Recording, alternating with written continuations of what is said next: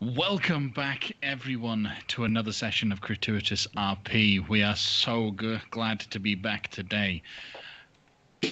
Before we get started, let's go through and welcome some of our new followers from this past week. We want to give a quick shout out to Protagon15T, Walled_Gardens, MidKidVT, and Emmy Farr. Thank you very much, you guys, for following us. We really appreciate every follow that we get, and we love it when you share us with other people so that they follow. If you like what we do, if you follow us and like the stuff that we do, I really want to give another shout out to our Campfire RP. Every week on our Tumblr, that is crituitousrp.tumblr.com, you will find a backlog of out of game but still in character chat.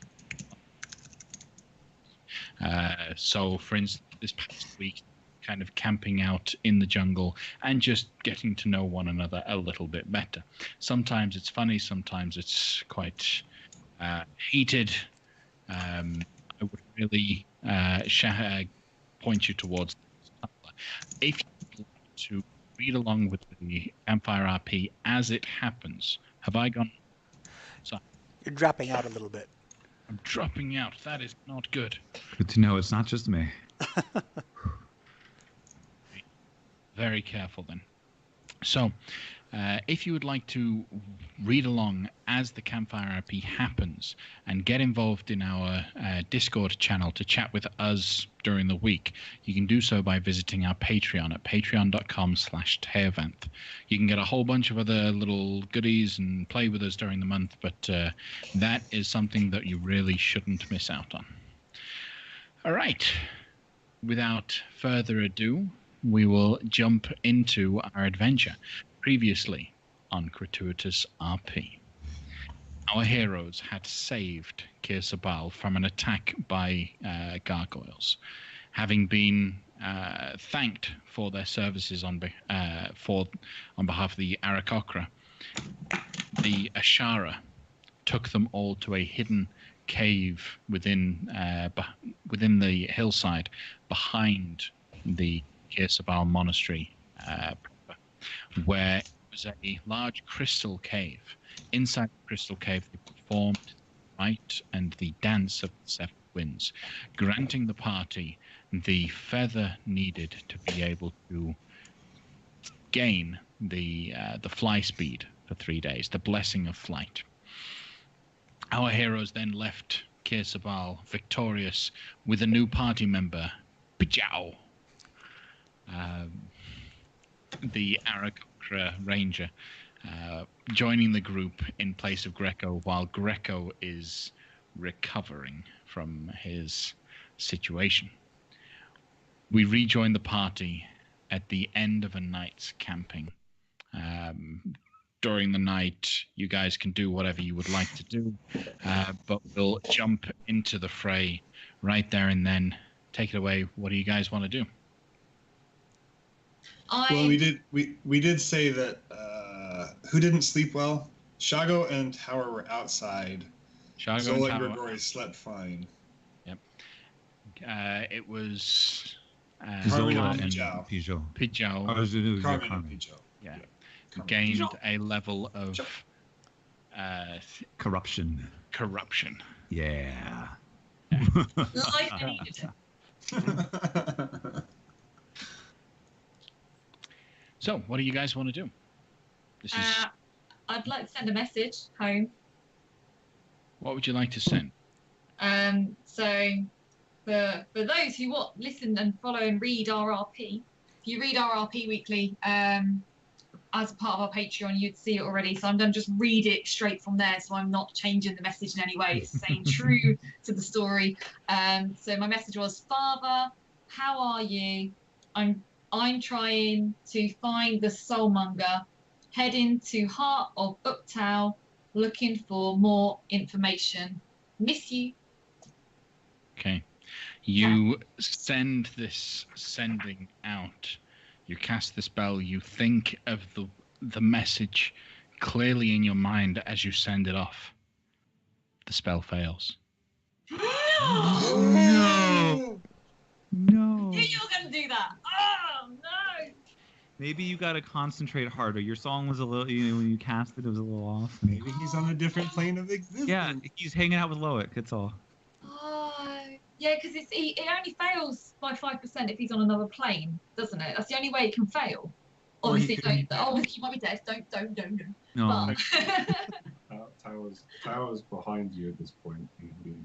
He quickly said, "Well, you're speaking to your family." I was trying to. I'm a bit confused. I don't know why it's not gone through. I'm just hoping he's out. He's out right now. He's out. It did not go through. It didn't go through. It didn't go through. What does this mean? He's out. So he's either he might. I've got family kind of on another plane, so you might have. I don't know. Hopefully, he's just popping around for tea or something. Are you okay? I'm fine. I am fine. Inside check. Fine.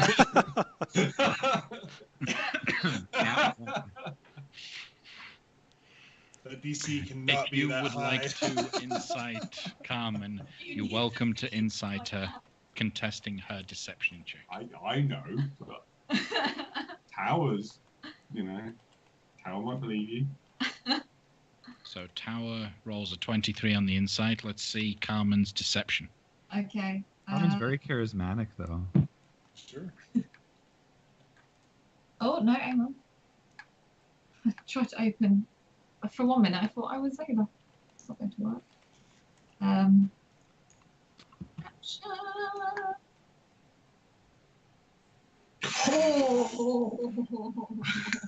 You just managed to break past her barriers, and you can see the little bead of sweat, the concerned look in her eye, the furled brow. She's not fine. He's gonna reach out and just hold her cheek if she lets him. If not, then move Your to- hand will be move to the shoulder. giant compared to I know, my but face. just a Big hand. I am sure he's fine. You're very sweet. You know that. Okay. Quick question. Answer. So we flew from Kirsabal towards the heart of Ubtao. Well, flew Arakakra, like. Yeah. Yeah, the Arakocra dropped you off. I'll move you to Airdropped. the map of Chult so that you can just get a quick Airdrop. review of your current situation. So while they were airdropping us, presumably we could see the flying earth moat that is the heart. Yep. Now that we are in the jungle, are we able to see it from where we are? It seems very clear, the position that you're at. You're climbing up the side of a large hill. The basin is actually the mountain climbs up, like the land climbs up, and then there's a basin that drops in, and the heart of Ubtao floats above that drop. So as you're climbing up slightly, you can almost always see it through the tree line ahead of you. If you can't see the large, if for a moment there's a tree in the way and you can't see the earth, you can still see the red stream of water that drops down from out of it. So you can almost always, from this point on, see the heart of Ubtao. And in the evenings, is it possible to see the art of Ubtao, like blocking out stars or anything like that? If at night we looked, would we be able to see it? Yes. Yes, you would. Well, then in that case, I have a question for Shago. How can I help you, Avarine? Shago, our very experienced guide. Of course. We appear to be heading into a very dangerous area of undead as far as I am learning from you. Is it? We'll be flying, so that's a plus. But every night we'll have to set down for camp. Would it be safer to camp during the day and travel in the evenings? Do you know? From what I know and understand about the jungle, particularly the closer we get to the Aldani Basin, the dangers that are out during the day are as deadly as the dangers at night. The creatures are one and the same. So, it is not really much of a difference to sleep during day or night. It might be cooler to travel during the night, though. You mean like people will look at us and say, man, those guys are cool for traveling at night? Or, you know... I do not get what you're saying. No, the temperature would be lower. But actually, you make a good point. It might be easier to not be seen whilst flying if we fly the majority of our travel at night. Well, I think anyone who's interested in seeing us can see us at any time they like, as I understand it. I understand we are headed into an area where there may be a lot of wizards. I think we want those wizards to be aware of our location as we approach. I think we have a temporary alliance. Grigori, what do you think? Should we conceal our approach from the wizards around the heart of Ubtao? We know that the wizards have factions. That one group may be benign to us does not mean that all will or that we would be welcomed. We are not members of their order, any of us. However, do we even wish to use the flight at this time? We know where the heart of Ubtao is. We're heading that direction. This feather will certainly make us travel faster, but what then? We will arrive, and then what if there is a need to escape? We don't believe. We believe we will have to move further. We do not think we will have all the answers from the heart of Ubtao. Is it wise to expend such a valuable item? Well, the Soulmonger might be there. Aren't the Red Wizards there? We might be on the end of our quest. It's at hand. The Red Wizards are there, and the Red Wizards have been there for 2 weeks, and the Red Wizards were there when I was tasked with finding the Soulmonger at all. I find it unlikely that if we shave a number of days off of our trip, that it will substantially change the outcome. If the Soulmonger is there and has not been found, they're unlikely to find it in the next few days. If we arrive and more likely is they're looking in the wrong place, perhaps we would have need of a quicker way to get out of there rather than a quicker way to arrive. Well, Ashara said that the gods of this land protect the heart of Ubtao from those not worthy to approach it. So it's possible the Red Wizards, while they could be around it, they might not have access to it. That's true, but if the gods of this land protect the heart of Ubtao, do we think that the gods would put the Soulmonger inside of it? Zola? Shago? I'm unfamiliar with Ubtao. And is it Ubtao or Ubtao? Ubtao. Ubtao. Yeah.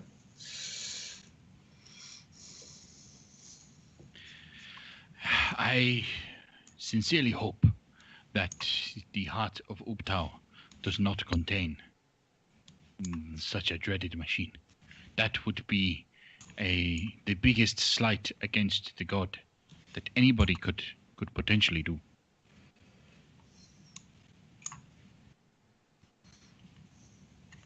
My MO is just to hope for the best and prepare for the worst.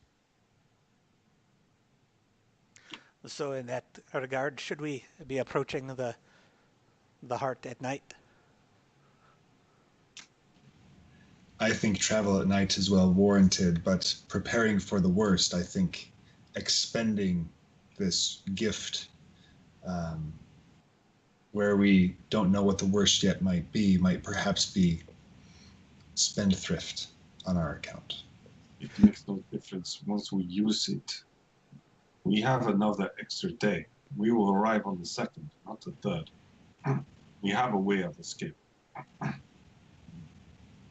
Yeah, we did try to time it so that we'd have an extra day of flight. Mhm.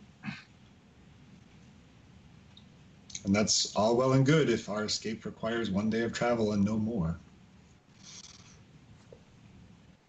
Let us hope. I do not care to do this in the jungles of Cholt. This is for babes and infants and drunkards at the racetrack. Have a good drunken. What is this? Good luck. Right. Hopefully. It's like fingers crossed, which means hopefully. Why would you cross your fingers? Why does this mean work? There are spells that can improve your luck, and those without spells think that this is a magical hand gesture, but it's not. We all know it's this. You mean I In some haven't been way. having to do that every time I cast my spells in combat? I've been pulling my bow back. That is why you cannot fire a bow and cast spells at the same time. Goodness gracious. All right. Well, Jago, you're leading us. Can you alter our travel plans so as we can travel in the evenings and camp during the day? Okay. When we travel, typically speaking, we would travel for short periods of time and then kind of camp out periodically, take breaks. If we want to travel our entire day's worth of travel at night, then it must be done in one go. Well, we haven't used this feather yet. If we're flying and then we stop moving, it's not like a bird that we have to keep doing that. Can we just take breaks in the air? Speak for yourself. For some of us, it is like a bird in the air. Very much. I do not know how the feather would work, but I would not want to use it.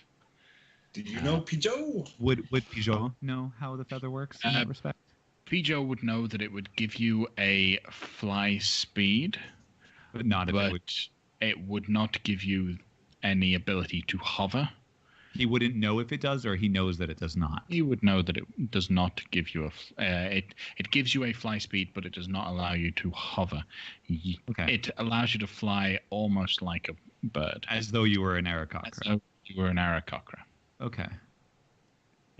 You need to crack the feather to really see what happens. Oh no. Are we gonna have wings? It's a can of Red Bull. Well, there Not a is sponsor. the point. The magics on this item are for time, not for distance. If we are willing to push ourselves a bit, perhaps tire ourselves some, we can get more utility out of the feather. It seems a waste of a great gift to spend 12 hours of the day or 16 hours of the day not utilizing it. If we pushed ourselves today, getting enough rest to approach in the evening of the following, perhaps, if we camp a safe distance away from the hut.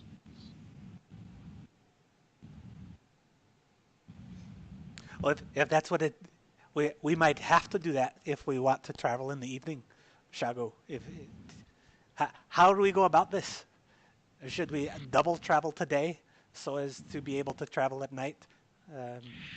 I think the sooner we make the switch, the better, because the switch itself, mechanically speaking, requires us to potentially gain exhaustion. Press Well, start and into the menu. and press save. Shago, mechanically speaking, if we travel for 16 hours and are really exhausted, but then rest for 8, are we rested again or are we still tired? You are less exhausted than you were. Well, mechanically speaking, Shago, if we travel for 16 hours, we have to succeed on like a random sleight of chance to see if we get exhausted at all. In the Some first will be place. more tired than Mechanically others, you're saying. speaking, If there's Yes. turbulence, Yes. it's Yes, but I believe you would have to do that for every hour that you. it's mechanically speaking harder every hour that we go, right? Yes. So Mechanically speaking, let's make this nice and clear and understood. Okay, you guys have just finished a long rest. Okay, you've gained the benefits of a long rest. You cannot gain the benefits of another long rest for another 24 hours. So if you want to switch your movement to night instead of day, you're going to have to wait. Like, you're going to have to push past the 24 hours before you can start your next long rest. can you not run consecutive long rests? No. That's a duvet day. Can we not have a duvet? You won't gain the benefits of it. It'll You just can do a be bunch of short rests. Be lazy. Yeah. So now. can we take our All that would require is if you don't move for so you wake up, you relax for 16 hours, you then start moving for 8. At the end of it, you all only need to make 1 Constitution save to see if you gain exhaustion from not sleeping for 24 hours. But then if we sleep, we would sleep off the And you exhaustion sleep and anyway, so... It's fine. If you decide to double march instead, then you each have to make 8 progressively more difficult Constitution saves as you're double marching. Personally, I want to avoid as many Constitution saves as possible. Doesn't go well for me.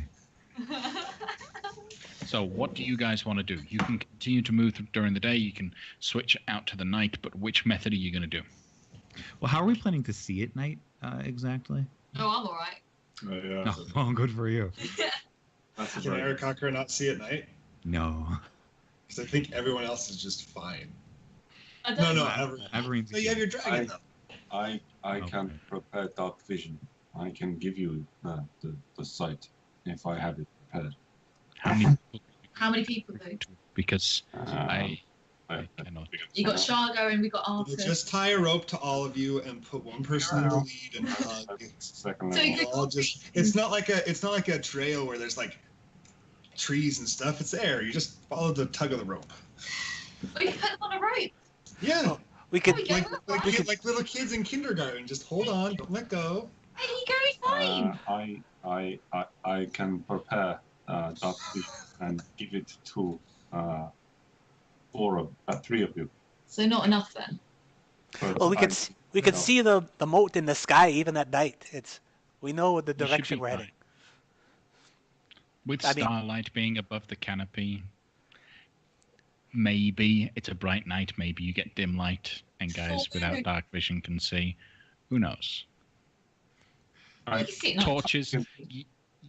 You need to figure out what happens when you fly, when you break the feather and begin flying, to know whether or not you can hold torches at night, like that kind of thing.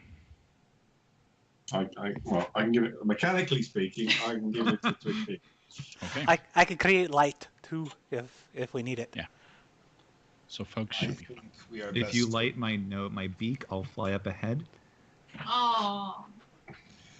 I think if we walk through the day, first of all, I'm against using the feather at all. But if you all insist, I suggest we walk during the day, and then as the night comes, rest a little bit so we're not completely exhausted from our travels, and then go from there. Well, hang on. Actually, so I own Pijol owns torches, and if the flight from this thing lets you fly like an Arakakra, would Pigeon know how well he can hold a lit torch while flying? Joe can hold a lit torch while flying. Okay. It's like, well, I can fly with a torch, so that... But he can't speak because it's Remember how we were flying at night to avoid being seen? Yeah. But we could look like a shooting star. Very slow shooting star. We're flying at night to avoid being seen by the Red Wizard, yes. And we're flying at all to avoid the dangers of the jungle. And that's why I would prefer not to start walking through the jungle. We could simply use the buddy system. The what? Those with dark vision can hold hands with those that do not.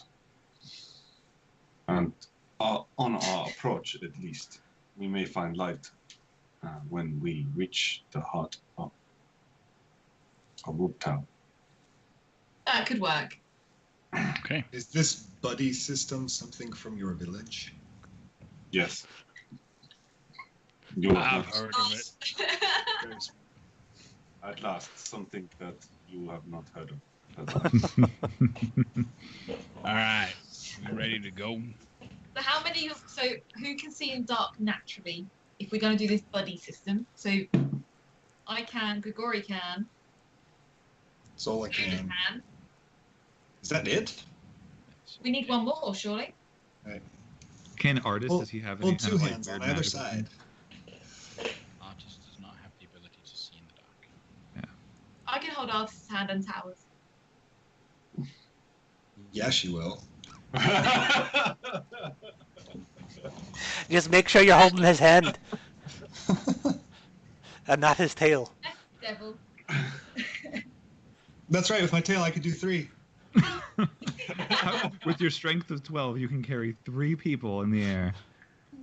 That No, makes- not Carrie. You're flying. You're just holding on to me. Oh, that's true. That's true. All right. We're just tethered. So you guys kind of camping out here then? You're going to wait and then start moving at night, right? I think so. And if it's dark at night, then we'll figure something out. But if it's bright enough, then we'll just travel under dim light. Okay. And if we are taking a break here, I would like to use my downtime to copy counter spell from the Red Wizard's spellbook that we found into my own. You guys have 16 hours of downtime at this point. I need 6 hours. 16 hours. So if we've just had downtime, so my tiny hut can do a protective area for 8 hours. So we'd have 8 hours but we just had it, so I wouldn't do it straight away. I'd wait. So the first 8 hours. So if Averine, if you need make sure that you're not disturbed, then how long do you need to read, or do you want to just start reading and just in case we I'll get need- disturbed from reading later? I'll need 6 hours. If I have the benefit of your protection, I'll take it. But Okay. if we're all awake, I don't really fear a great deal of danger. Okay. All right. Okay. Grigori is just to himself. We could have talked about this last night. We could have slept in Kir Sabal. Averine could have a desk to do this at. These people are just, yeah. we had to make the 10 miles. We had to make 10 miles to get in there mechanically anyway. Mechanically speaking. Mechanically, Boy. bad words. Hey, Red fella. Hey, Yeah. if we're going to be sitting around here, I'm sure you don't want to sit around. Perhaps you guys want to go out hunting. Yes. Pijo just hears the word hunting and he's like, oh my gosh, yes. Let's go. What's the best thing you've ever hunted for? Oh, well, one time I went out on a hunt for a griffin, and I tell you what, it was huge. It was terrorizing people. I think it was a griffin. Griffins terrorize, right? Yeah, it was a griffin. Right. It was terrorizing a town, and it was big and scary, and I never found it, but it was just a really exciting hunt. And we went around in the trees, and no, I think it was it wasn't a griffin. It was a Right. Okay. yeah, So but it was a good time. who's up for a bit of a hunt? I have hunted werebear in the Feywild with my father. That was an interesting hunt. Okay. So putting aside the murder and the hunting of man, let's go out and hunt some monster. Yes. Let's have some fun about it. So is this before or after I've completed my studies? Are we Would leaving you everyone like to be behind to work? involved? Well, if everyone's going, I'm sure as hell not going to sit here by myself. No. All right. So to keep us busy after Averine has done 6 hours of study, and you guys can do other little things during the 6 hours that you'd like to do, Artus suggests let's go out and hunt. And Would like to, yeah. Tower find some wood, a nice, for his things. Can you find a nice bit of wood? You're in a big jungle, so probably. I'm just Yeah. saying. Yeah. Oh, absolutely. That's fine. All right. So, let's have some fun with this, because it's not like we're hunting for food. Oh. Do you Okay. want to split up into groups and hunt the biggest thing down? No, I want to watch all of you. We're gonna go out together. Well, wait. Let's make a game out of this, though. All right. We gotta. Whoever brings back the biggest game should get something. You got something to give? Do you mean to separate? You wish to split the party? You guys can kill yourselves doing this. You know, there are Rexes out there. This is Oh, come on. an exceedingly dangerous place to be making light of. Yeah. I do like sport, but I agree we should stick together. Let's not. Okay. All right. Just watch each other take turns. Let's just have fun together. Let's go out and hunt something big. All right. Who's pretty good at tracking? I got it. I have some experience. Go ahead. Starters off. Roll a survival check. You just gotta do that voice for the whole way through. Not that it affects, I don't think, my hunting, but this is one of my favorite terrains. Oh, that was. Oh no, I get doubled proficiency bonus because I'm in the jungle, so plus 3 more. Who has two questions? Who has the feather? You do. Averine was given. Averine. And to activate the feather, is it just like it's an action, or does it take like a ritual? Like if we suddenly run into a T-Rex in the jungle, can we fly away? Yes, you can.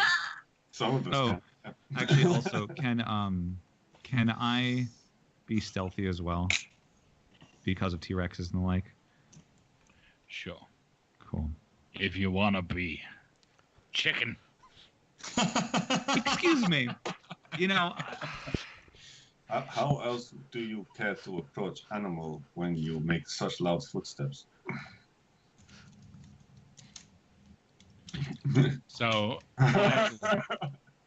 he begins to fly off. Together, the lot of you begin to track, and there are points where Pijo reaches down, checks some footprints, and Shargo just comes over and gives you a bit of a nudge and turns you towards the actual set of footprints. And I got a 15. That's not too bad. I got an extra plus 3. Tower got stuck looking for wood for his supplies. Found some great wood, but didn't find any tracks or monster pieces. Eventually, Shargo finds some tracks. Ooh. Oh, well, yeah, Shargo got a 27. It's a big game. What kind of Can I try to identify the tracks? Sure, if you would like to roll a survival check, you can try to identify it. I'd like to clarify right now that I'm casting mage armor, just to put that out there. That's a better survival. So that's my 28. Oh, 21. But 28. You notice large snake tracks. Oh. So it's like a swirly? Like giant Not like- constrictor snake-sized swirly motions in the ground. You can see the way they're indented. You can tell these tracks are laid by snakes. Do I know their exact number, sizes, and how long ago they passed through the area since I'm in the jungle? Are they your favorite enemy? What is your favorite? Oh, it's based on your favorite environment, and my favorite environment is jungle. Then you would know there are 3 large snakes. Okay.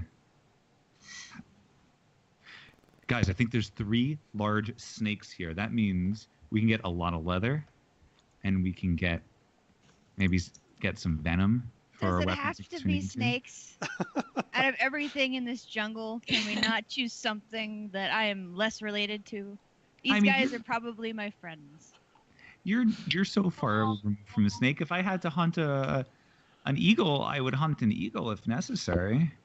If it helps, Zola, the tracks do not seem to be from natural-looking snakes. What does that mean? Like they're a little bit too big to be normal snakes. Don't snakes come in very large sizes here? I mean, what's the biggest? You don't know what. Oh, Pijo's just going to start following this. Not very often.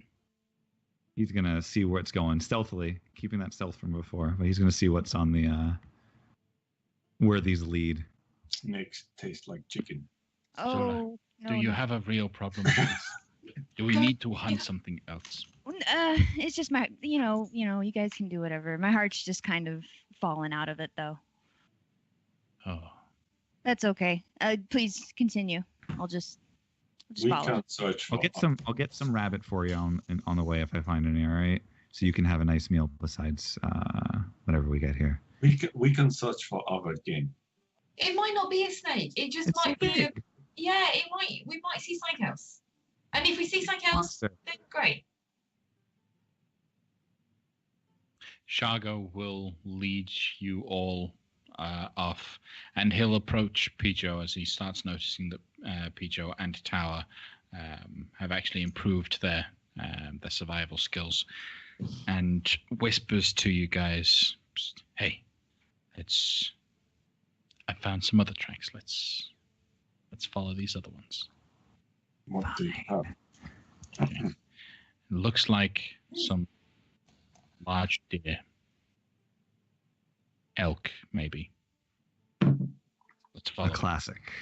So, as you're all stalking through the jungle, following Shargo, and Artis is kind of making a little bit light of the situation as he's imitating Shargo step by step. You all make your way through. I want perception checks from everyone. Did Zola fall to the back of the group a little bummed? Yeah.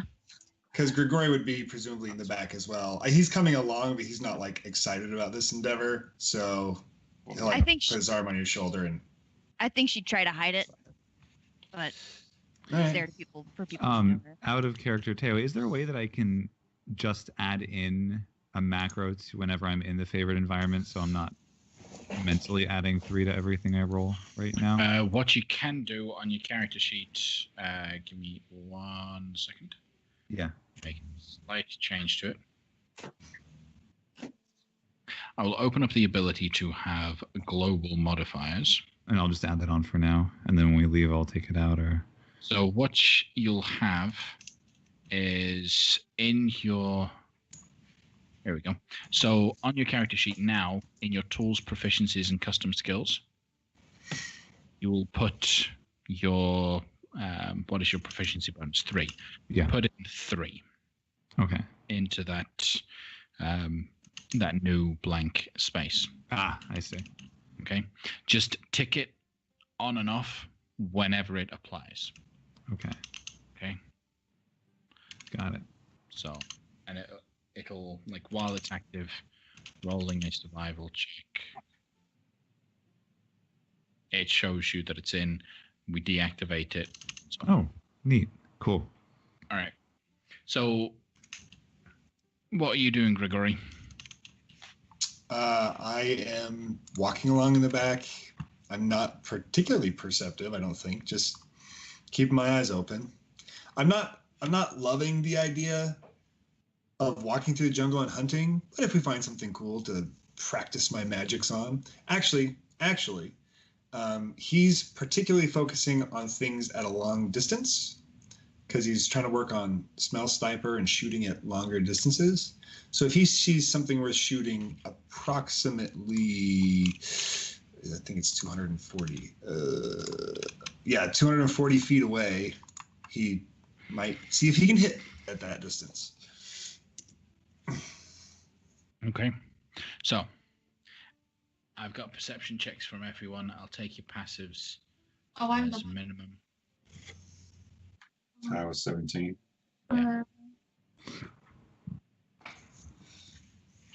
Okay. 19 for Zola. Okay.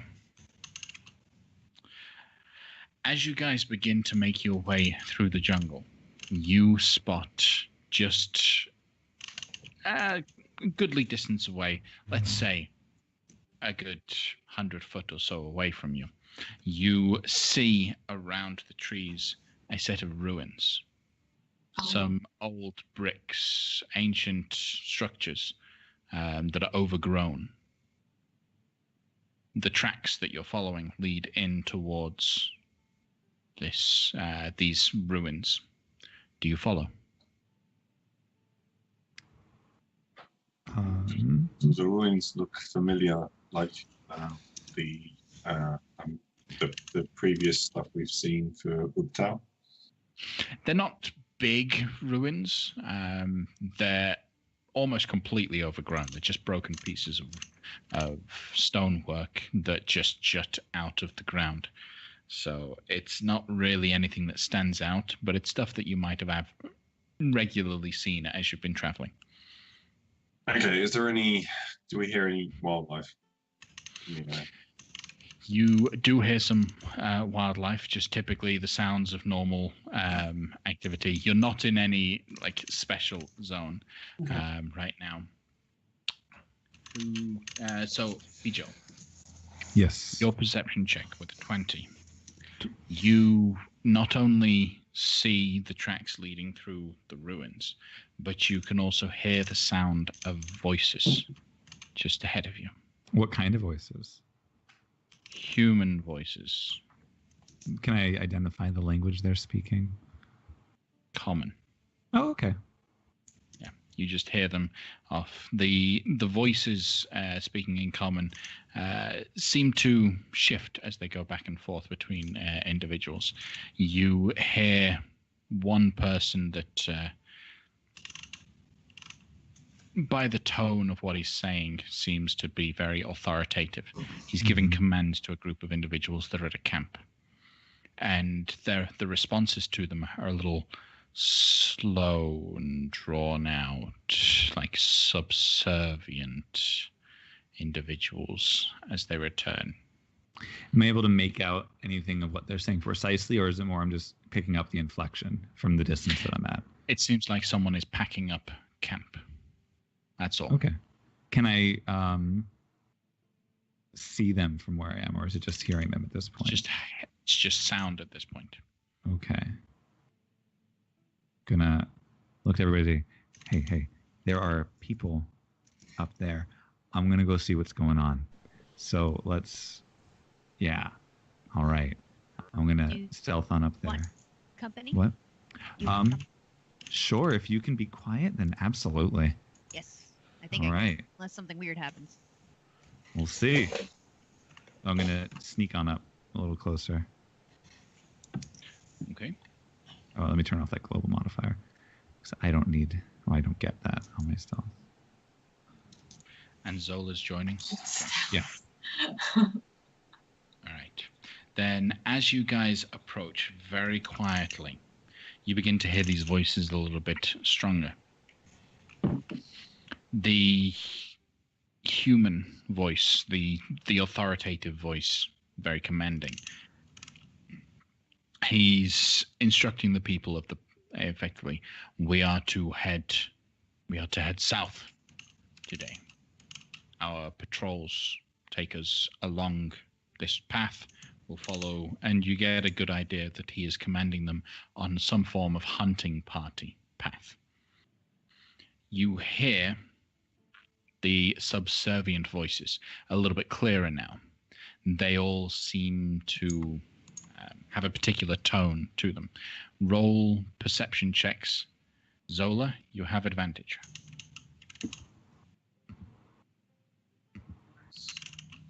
Go. Zola. There are Yuan-Ti in this group. How do I know that? You have heard people talk about and describe the Yuan-Ti, and because you are part Yuan-Ti, you've made a point to kind of remember the kinds of things that people have accused you of. The sounds that you're hearing are very drawn out, not quite lispy, but they hang on to some of their syllables in a particular manner that you could assume. Not only are these just Yuan-Ti, these with a 29, with a natural 20 of perception check, you can tell that the intonations and the way that the voice is sounding indicates that this brand of Yuan-Ti are speaking more with the tongue, less with lips, because they are snake-headed Yuan-Ti. Oh, is Peugeot within line of sight of me? Yes, Yeah, I figure we went up together. to the map. Usually lunch. I'm gonna look up at him and be like,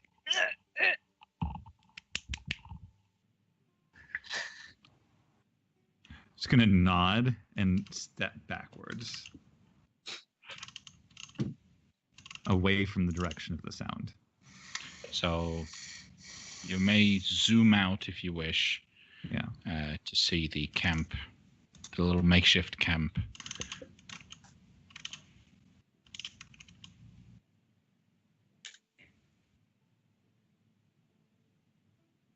So, what do you want to do when you realize there are a Yuan-Ti ahead of you? I Leave. probably want to regroup. Yeah. Let him know. You want to your scary business. They're my personal boogeymen. All right, so you guys head back to everyone else in the group. So, what did you find? It's them. Yuan-Ti. Real ones. Did you get I'm a good gonna- look of No, them? No. not really. We just heard them. Okay. But I'm gonna read I you- can tell you that. Sorry, I can tell you that they were the snake-headed kind. Oh, Is this bad? are they all Yeah. bad? As far as I know, Okay, I might know different, but if they're organized, usually that's very bad. okay. 'Cause That- they're not like bad on their own, but okay. That book from the Volo fella, he's very clear that these creatures are evil. Okay. I knew one once. That's all. He was all right. He was a lovely guy. He gave me presents. What would you like to do about them? Should we back away and move along, or should we get involved? I have no idea. I don't. What do you guys think? I don't think I should call the shots on this one. It's not really hunting an animal, is it? It's just more of an ambush. Oh, What Art- do you call hunting animals? Well, the we're the not- ambush is not literally like the they best way to camp. hunt animals. Yeah, but they're camping and they're organised and they're not like, you know, Tower's gonna, dinosaurs rocking round. Tower's gonna cast Pass Without Trace because everyone's been really loud. Well, frankly, if we're hunting a pack of Yuan-Ti is way more dangerous to this jungle than a bunch of T-Rex. The Yuan-Ti are organized and they're intelligent. A T-Rex is a force of destruction, but these things are probably bigger than that. So I think it would be the right thing to kill them all. It might not be the safe thing, but it might be the right thing. I can't kill them without. I can't do that without talking to them first, because they might be weird factions. You know, we don't know for sure. What are they doing out here? Do you know? They said something about going. What did I know that? Did you hear that? The thing about going south? I think we both heard it, right? You both heard it. Yeah. You would have clearly heard it. If you wish, Zola, I can turn into a snake and we can burst them together. Give you a chance to talk to them. Okay. Don't feel like you have to do this. You don't have to. I don't know. I want the decision taken away from me. I think that would be most comfortable for me. Grigori, Artis, you are a man who has lived here for many years, and it was your idea to go hunting. I don't like the idea of hunting people for the sake of hunting them. That, to me, is wrong. If we're going to be killing people, then we're going to be killing them for a very specific reason. And that better be good. What did you hear when you were overhearing me? Just that they were headed south today. I'm gonna put Alawando up and say, Alawando, go eavesdrop on those fellows over there. And I point in the general direction Zola and Piju came from. And I want to see if I can hear what their plans are. If they're here hunting us, or if they're here hunting giants, or if they're here hunting deer. Okay. Cast invisibility on Alawando. Okay. Have Alawando make a stealth check with advantage.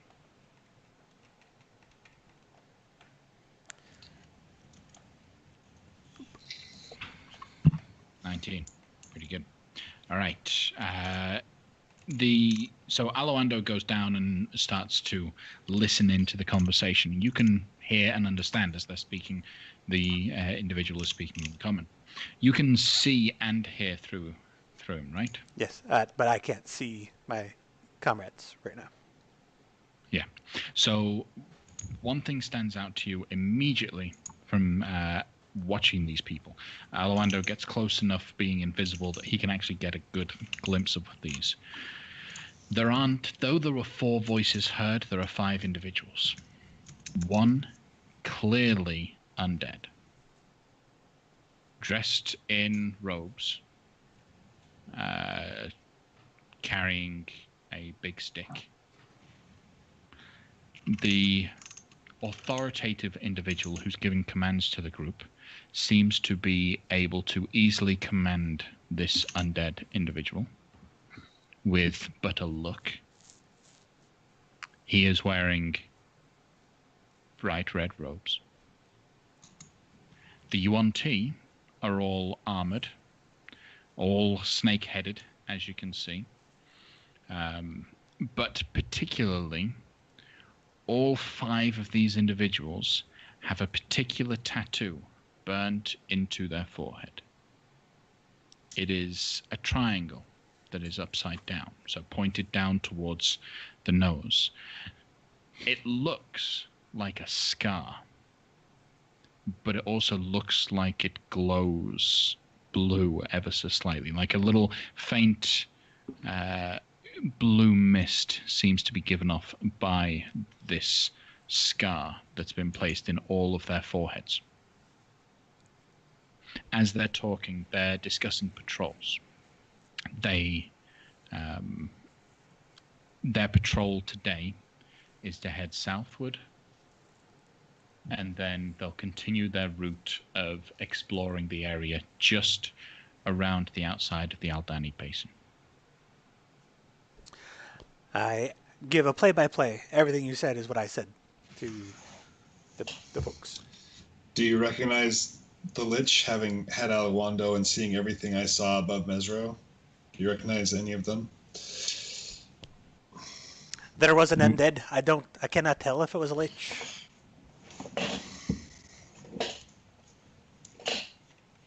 Were the red... Well, Peugeot doesn't know anything about that. Never mind.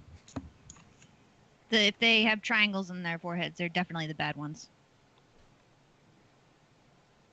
Well, so we don't why's need that? to talk to them, right? If they're definitely the bad ones.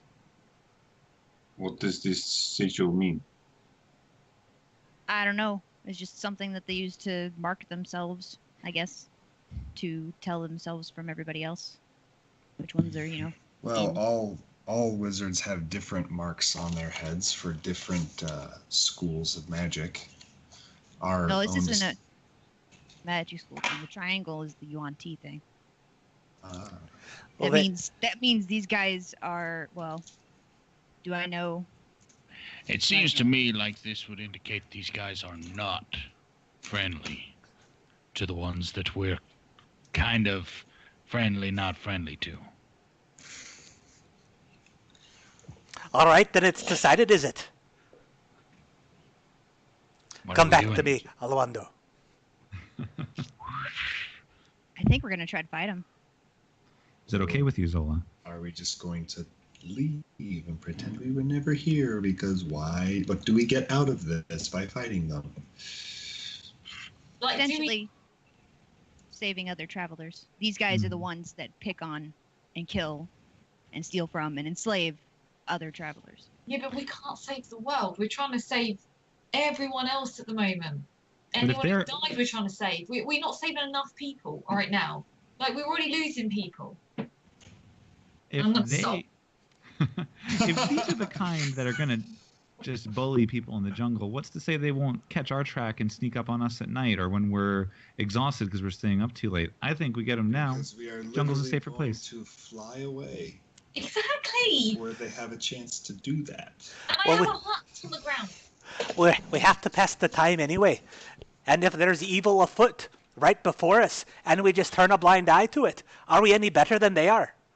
That's my girl, Rini. You got this.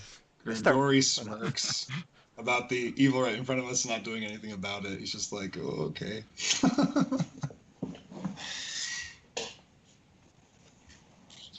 And Piju, thank you for asking. I am very confused about all of this. I have very mixed feelings. We can talk about it later. Thank you. If you'd like to talk to them, and perhaps they're friendly. Evil does not mean unfriendly. I don't know what I'd expect other than them attempting to enslave me, though. So, like... Well, you're not the usual traveler. You are a pure blood. Inside check. Grigori trying to hurt Lockley. Are you inciting me or Zola? Yeah. You. What does Grigori mean by that? Okay, remind me what I said. Just because they're evil doesn't mean they're bad. Unfriendly. Unfriendly. Which is kind of true. Could be true. All right. So, I have enough reason to want to kill them. Oh, okay.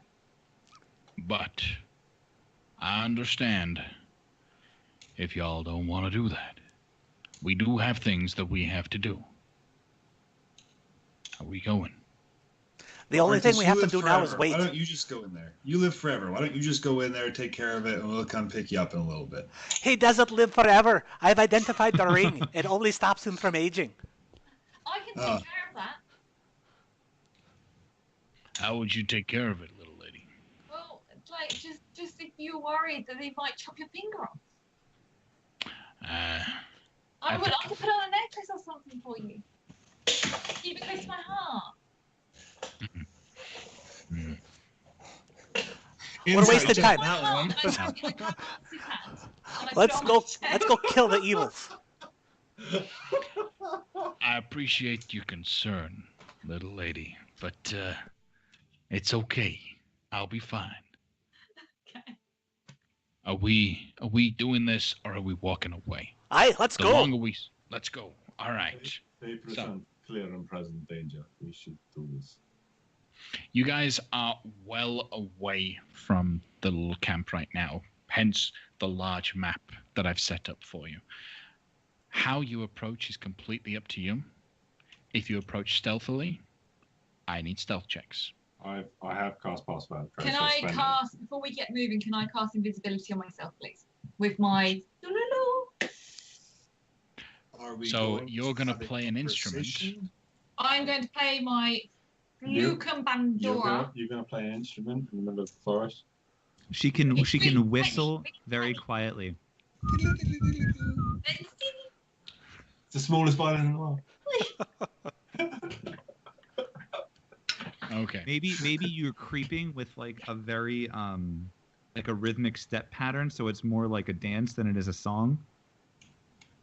She's doing a percussive bit on the stringed instrument. A little slap bass. Slap at the bass. Okay, so she casts invisibility on. Grigori's gonna pull Zola to the side. Do you wish to speak to them? They seem pretty intent on resolving this one way or the other. If you wish to have any parley, you may, but if not, Um, this will only end one way. I understand. I don't think it's a good idea. Xanthi specifically warned me about how bad these guys are. And I said before, I told everybody that if it came to it, the day that we found some, that I would not, that I'd do it. I'd go through with it. So I'm gonna try. Well, you don't need. Look, there are enough of us here. You do not need to go through with anything you do not want to. I understand. I don't know. I want to be part of this. I want to be part of you guys. Maybe we keep one alive and question them. I don't know. That sounds like a good idea. All right. I need stealth checks from everyone. I believe I have Pijo, I have Averine, I have Tower, Shargo, and Artus. Averine, okay, so why did I do All that? plus 10, guys. All plus 10. I am going to. I burned Well, one visibility. It's all at plus 10 if you stay within 30 feet of Tower. I'm going to cast invisibility again, and I am going to twin it. And I'm going to do it on Zola and Pijo. Pijo! Okay, so Pijo! got concentration on invisibility on Zola. Right, so I drop it on Aluando. Okay. All right. So Zola and who else did you say? Zola and Pijo. Pijo. Okay. So they're invisible. Carmen has. You know one. what? I'm doing it third level and getting myself covered too.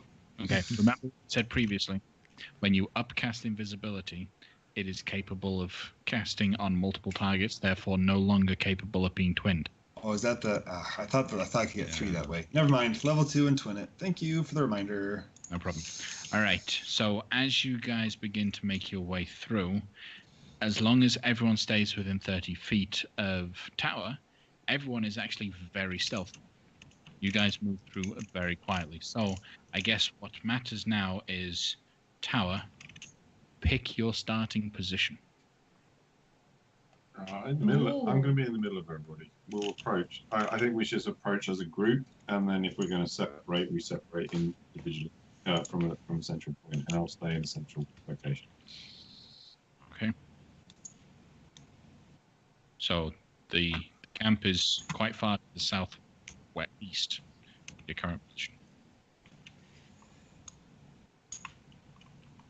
So are we just going to? Are we going to approach the corner of this, or somewhere in this location? Oh wow! And then spread out. Is that the plan? Well, if we're all crouching, if we're all near Tower, why don't you just move Tower to where we would have gotten close, and then we'll all clump within 30 feet, and then go from there. Yeah, you continue down Yeah, I think we this is It's a big map. This feels like it's like a higher elevation above this thing. Can we see down into this? Or? Yes, it is a slightly higher elevation. So we got a good scope of range from this location. Yeah. Can I see, or can any of us see them in there from where we are? Yes. So as you guys begin to approach, you actually stealth up well enough, thanks to the pass without a trace. You guys can get close enough to get a good visual on these guys. Okay. They have been moving around since they've been setting up camp, and you've taken a bit of time. So they're not so grouped up. Okay. I'm going to, because undead are one of my favorite enemies, so I'm going to see if I can identify what kind of guy that is. I have a real bad knowledge religion, but it's at advantage, so that might get me. Either religion or history check. They're both -1, so. Okay. The advantage might get me something. Yeah, 18 actually. 18. Not bad. Right. So you have seen or heard about this kind of undead individual. This is specifically, there we go, This is a death lock. Oh. Ooh, what is that? Do I know anything about them? You would understand deathlocks to be a kind of undead crafted from warlocks. Basically, the forging of a pact between a warlock and a patron is no minor occasion, and the consequences of breaking the pact can sometimes cause the warlock to become a deathlock. So this is a warlock that has failed on his pact and has become an undead. Such a bizarre. That sounds very nasty. As soon as I recognize what it is, I'm going to just pass word along to the group in case somebody knows what to do with that. I figure Peugeot, dumb as a brick, knows what it is and can relay that, but doesn't really know what to do with that information. So where are we going? If you guys are going to start your attack, Yeah. I'd like everyone to roll initiative. I'm going to say, mechanically speaking, we should probably wait to see what order we get to act in. Mechanically Big speaking. slap. Big Yeah. panic. Panic. It's not good. Oh my goodness. Good thing they don't know we're coming. Hey. Woo! Yeah, right? I mean, I hope we get a surprise round out of that. But... I need to be closer.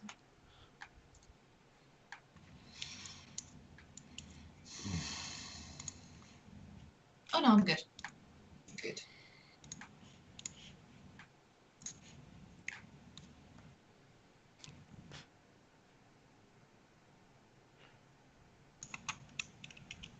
All right.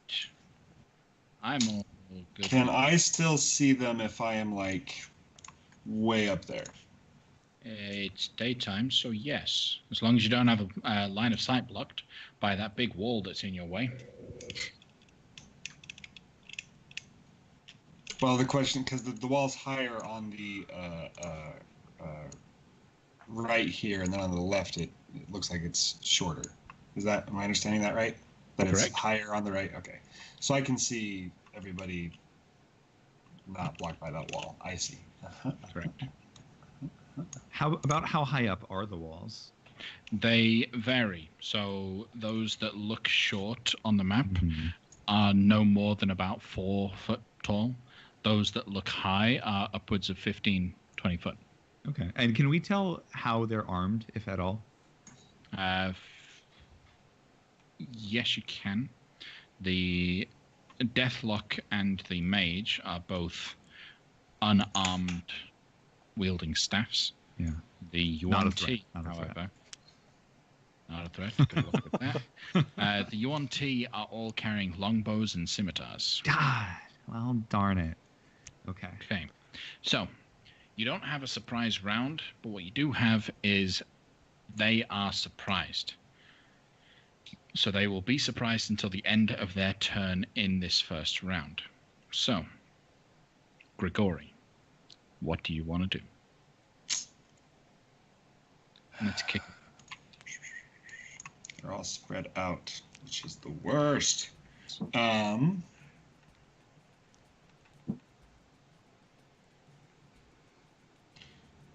All right, I'll just start it off with an Eldritch Blast at the Undead Warlock.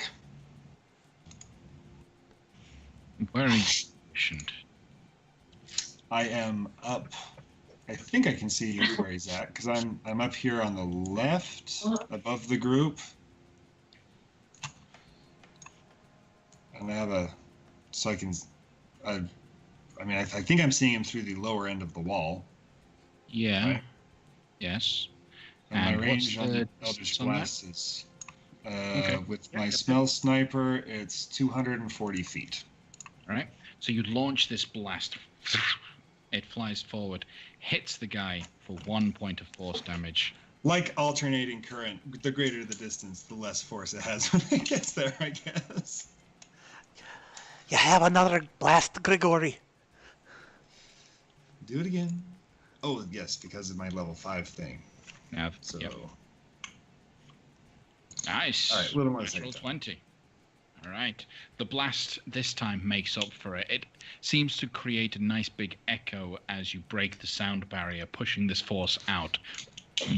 It hits the Deathlock for 7 points of force damage. Anything else from you?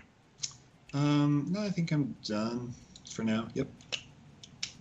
Okay. Then next up, we actually have Shargo, who will take this opportunity to run right in.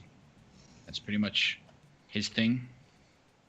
So he runs 30 feet forward and is going to stand in this opening, not in such a way that he stops you guys from entering if you wish, but he pulls out the shield, pulls out his spear, and readies an action to attack anything that comes into melee with him, taking a protective stance against for all of you. When Pijot sees that, he just feels a deep, deep fondness for Shago immediately. Just he runs up, shield up, and ready to go. That's my kind of dude. All right. So, Averine. I will cast Bless at 3rd level to have 5 targets. Okay. Who are you targeting? I will bless Shago, Piju, Artis, Zola, and Tower. Shargo, Piju, Zola, Artus, and Tower. Okay. So All of you with green dots are now blessed. on all of your attack rolls and all of your saving throws, add 1d4. Okay. And then I will move 30 feet so I am not in a group with everyone else. Okay. And that's it. Carmen. Okay. I am going to cast Silence. Silence. Where are you going to cast Yeah. it? I'm going to cast Silence on... I want to cast Silence on this one. Lainey, you are invisible, so if you do that, you're no longer invisible. So just Oh, really? Yep. Oh. That still might be a good idea, though. Just I mean, you can use it Well- to get into position. Right? Yeah, it's fine. It's okay. I'll pop out at some point anyway, so I might as well try and be useful. So, go ahead and cast Silence. Cool. Okay. 120 foot, so you got the range, creates a 20-foot radius sphere, 5, 10, 15, 20, 25. I'm just 35. right to get him. So, including him in? Like that? I'll put him in the centre of it. Well, one over, a bit more, one more to, there you go, yeah. Okay. So I'll put that to the floor. All right. Anything else from you, Carmen, now that you are no longer invisible? No, that'll be it. Okay. Well, the mage, end of his turn, is no longer surprised. The Yuan T up the top, end of his turn, no longer surprised. Tower. Tower will grab some dirt from the floor and then wipe his brow and then drop it into his hand and then cast Sleet Storm. Nice. With your sweats. So, So it's freezing 40 right in 40 feet. So I'm going to plant it just on the edge, so it just passes. So Shargo's not in it; it's just on the edge of his boundary. Okay. It's 40-foot radius, right? Yep. Okay. Then let me pull in, do this. It's 5, 10, 15, 20, 5, 10, 20.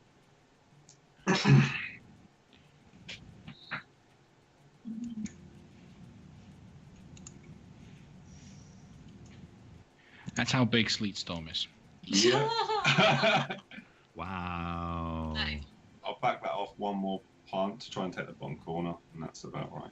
I mean, What good How now? high up does it go? Like It's if I a were to 20-foot 20 tall feet cylinder Okay. with a 40-foot radius centered on a point you choose within range. The area is heavily obscured and exposed flames in the area are doused. The ground in the area is covered with slick ice, making it difficult terrain. When a creature enters the spell's area for the first time on a turn or starts its turn there, it must make a dex save or fall prone. If the creature is concentrating on a spell's area, the creature must make a successful con save against your spell save DC or lose concentration. None of them are concentrating on anything right now. And so since it's heavily obscured, does that mean ranged attacks into there are at disadvantage? As it is now heavily obscured, vision is blocked. Creatures are effectively blinded. Okay. In and out. So like I can't. I'm In just, and out. Okay. Cool. All right.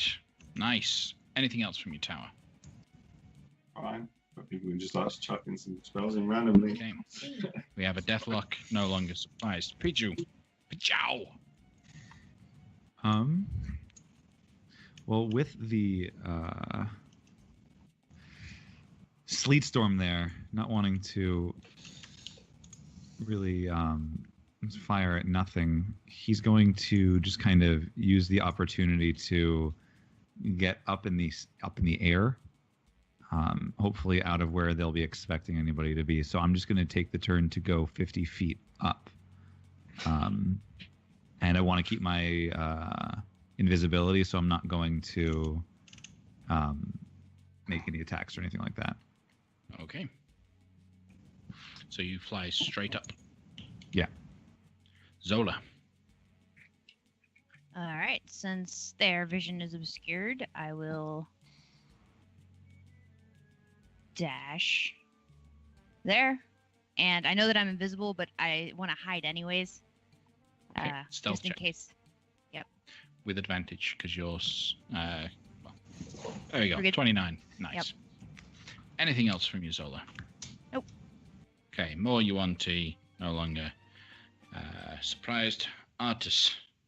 Well, if I can't see him, that makes things a little bit more complicated.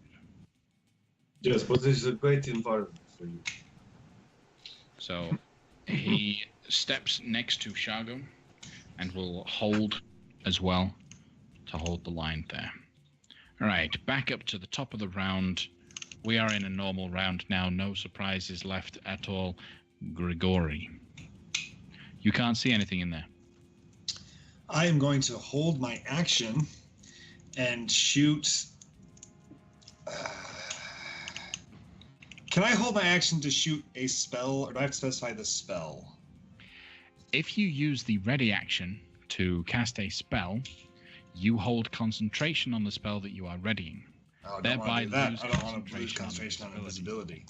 In that case, can I just delay my turn around? No. I am going to stand there and go, "Have fun, guys," in my head, because I'm not. Grigori wouldn't actually say that aloud. He's just gonna, yeah, okay, go for it. Shago stays there, holding, waiting for it to come out. Averine. From my vantage point, if someone closed on Shago, would I be able to see them? You would see someone if they stepped out into this spot that steps out of the sleet storm. Okay. Well, then I will... oh, wait. I can't hold. So... I will stay exactly where I am. Okay. Carmen. It's not a lot I can do if I can't see any of them. So I will probably just move a bit closer so I'm ready in case anyone pops out. Okay. Right. Then we have the mage. So he starts his turn in the area, must make a dexterity saving throw. What's your spell save DC, Tower? 15. Okay, manages to make the save, so it's move.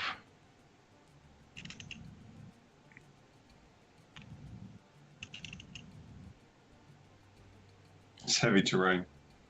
Yeah. That was an accident. I was just in the scaling. So he's 15 foot of movement. Fortunately, can't really get out of the silent spell's radius. So he'll just walk 15 foot. Would he know that he's in a silent spell? He can know that he's in silence because he can see. Oh, yeah, it's true. Yeah, he would. That makes sense. Yeah. It's determining the direction, though. He doesn't know where everything is. So he's going to walk 15 foot in this direction, which gets him just on the outside of the sleep, the silent spell, but he's still in the sleep spell. As an action, he will cast the spell.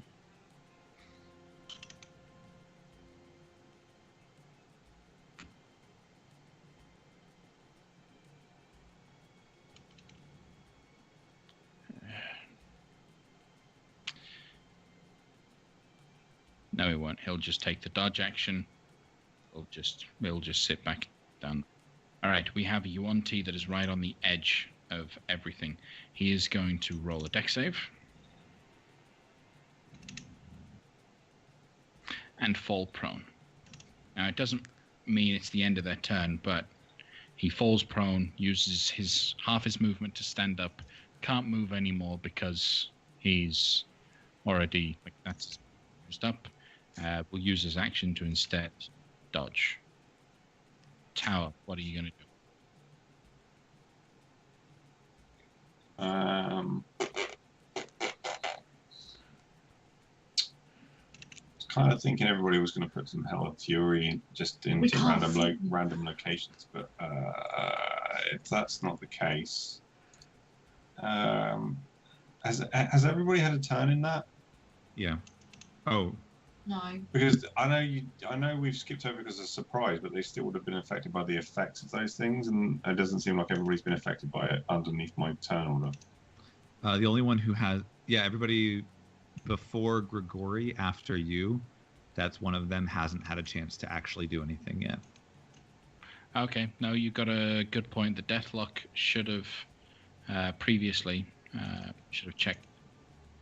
Yeah, I think by the time it's come around, everybody should have made a check by now and possibly. So the Deathlock got a 16. What was the DC on that? 15. 15. 15. Okay, so the Deathlock was fine. The 2 Yuan-Ti 16 and 15.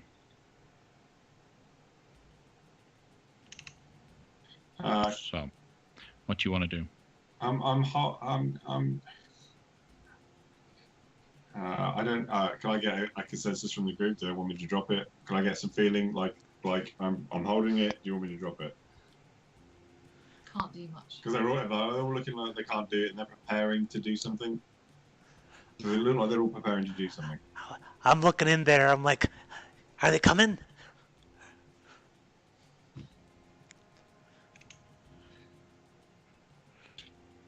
I'll drop it. Grigori's not in the fight. It's only Zola that I would.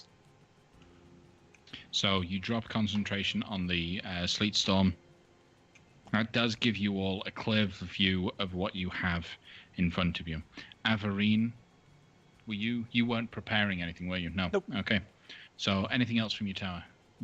That's just dropping it. You can still take an action. Was anybody holding actions to do anything? No, because everyone was concentrating on something else. Okay. I will on that mind. I will call lightning. Call lightning. Okay. So, where are you calling it? I'm gonna bring it down on that guy.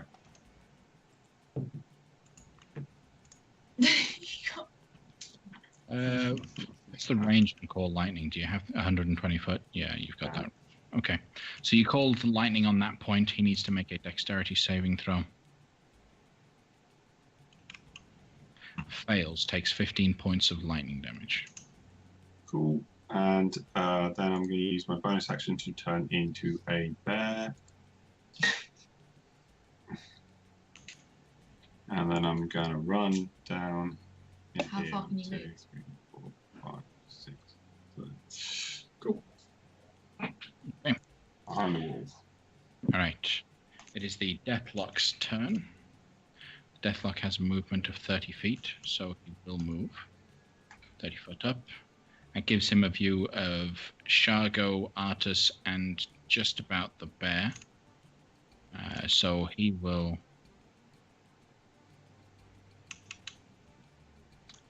attack the bear. So I have two beams of Eldritch Blast coming your way. First is a 21 to hit. Yes. Okay, that is 2 points of force damage. And I need you to roll a Constitution saving throw. No. Wait there, I actually haven't got the bear stats up, and I think the bear's better than me. Get the bear. Is he gonna get petrified? Is that what's happening? No, this is just to see if he keeps hold of Cold Lightning. Ah, okay, good. Yeah. DC 10. He's gonna turn into a rock bear. Okay, you're fine with that. Second blast comes in. That's a 14 to hit. That still hits you in the bear form, right? Yep. Okay, so that's 5 points of force damage. And roll me another con save. Come on, bear. Yeah, you Ah, had a really good roll. no. Last time. You have a 1d4. Oh, yeah, I do. I do. Because you were blessed. You need a 2. You need a 2 in Come order on, D4. Keep it. Lefty. Yay! There we Hey! go. All right, you've still got hold of Cold Lightning. All right, that is the end of the Deathlock's turn. Pijo. Yeah, I'm doing a math thing. I want to see the hypotenuse, because it's 90 feet for Hunter's Mark. So I want to make sure if I can get in range.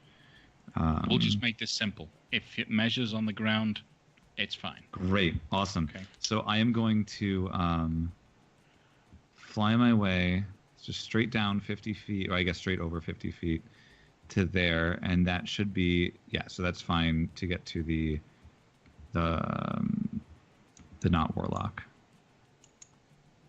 And I'm going to cast Hunter's Mark, become visible as I'm casting a spell on the undead guy, and I'm just gonna let fly a volley of longbow shots. Okay. Go ahead and fire your shot. Yeah, and the first one's gonna also get the Colossus Slayer damage. So with Colossus Slayer and Hunter's Mark, I guess it won't get those if it doesn't hit, but 16 hits. So Great. 8 plus the 4 and the 5. Okay. and then I'm gonna do it one more time to the same guy. All right. Unfortunately, the 12 is going to miss. You do have a d4. All right. You do have a Oh, D4. I am gonna add that D4 to that. Yeah. Oh, D4. Hopefully, it does better for me than the last D4 did. It does not. Okay. It It's actually did exactly this. It's exactly the same as the other one did. Anything else from you, Pijo? No, I've used up my things. So. Okay. Zola. Okay. Just gonna sneak right up here, back flat to the wall. And that's all I'm gonna do. There's slightly more movement that I need to take than I can do in order to make an Okay. attack. So I'm gonna stay All right. there. All right. But you're staying hidden, right? Oh yeah, that was snucked. Sneaked. Snucked. Right, and you stayed behind cover. There's no line of sight, so you should be fine. All right, we have a Yuan Ti that is going to... well, no, he will put his back up against the wall. It gives him a little bit of cover from some of those that are backwards. But he's going to pull out a longbow, pull it up, and fire towards Pijo.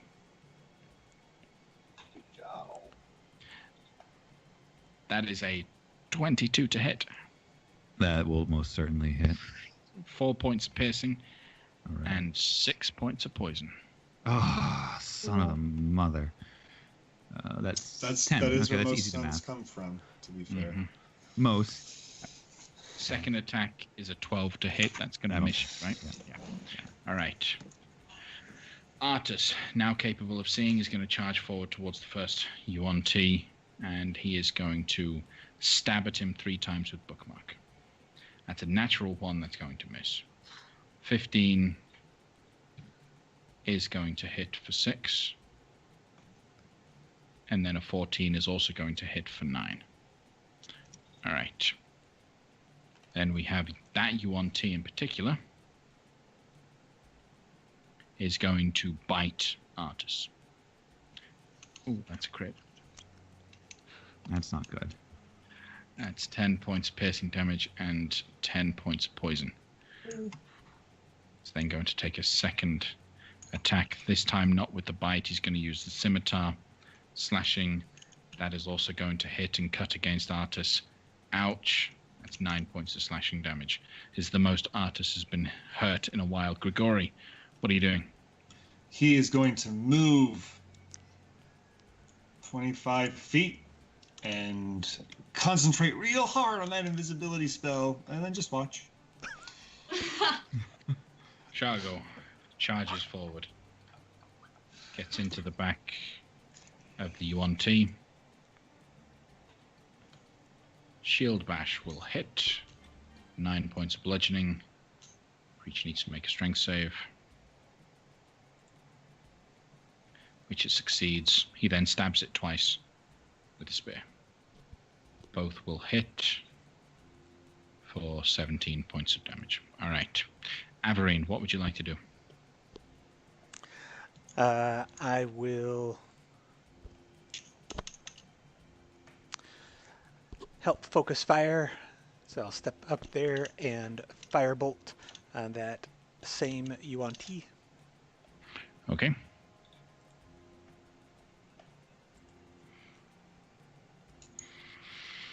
$13 is going to hit. 11 points of fire damage. That's it. Anything else? All right. Carmen. Carmen is going to cast Shatter from Okay. probably from this point here. Okay. Just so that I don't catch Zola, but I can get those 2 in one go. Sounds good. Go ahead and cast Shatter.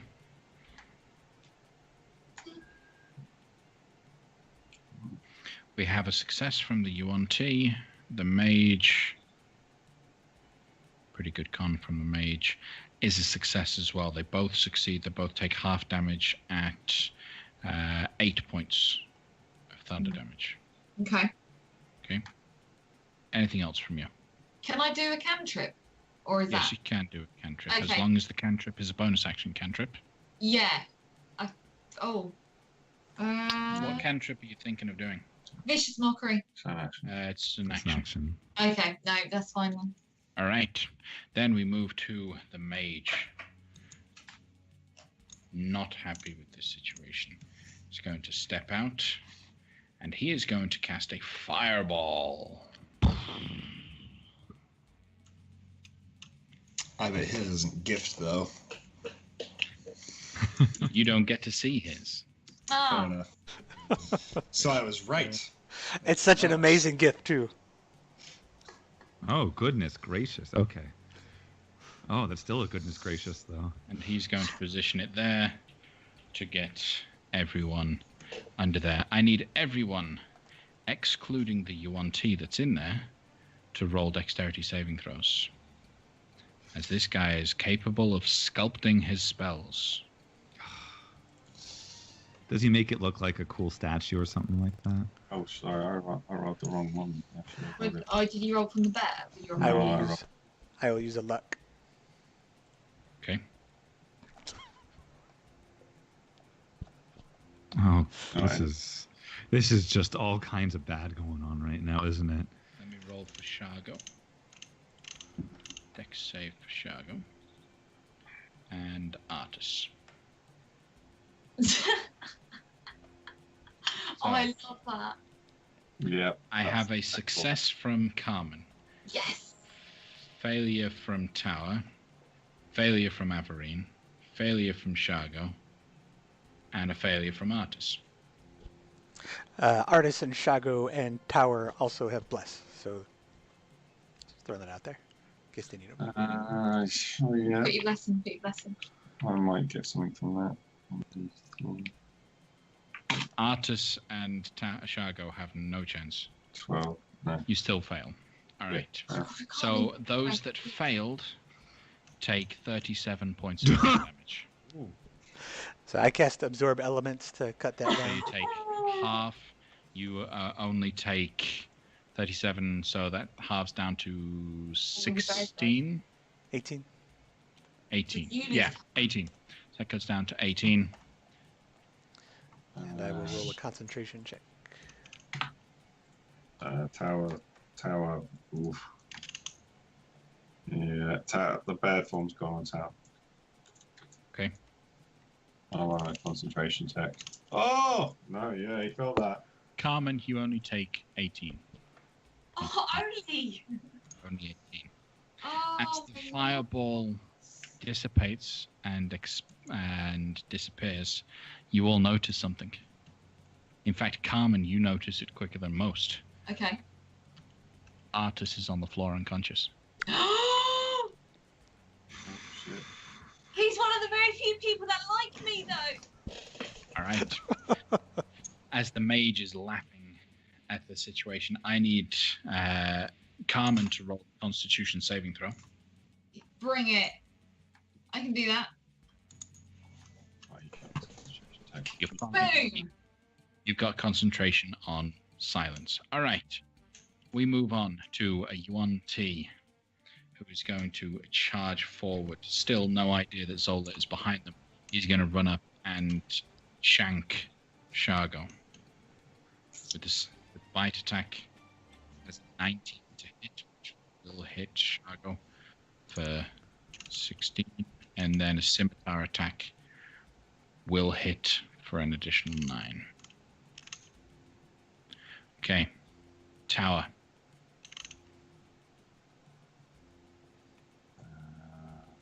Tower. Tower failed the con save for Call Line, right? He failed the con save, he's lost his bear form, and he's taken 10 points. What are you going to do, Tower? Tower's going to cast Healing Word as a bonus action. Okay.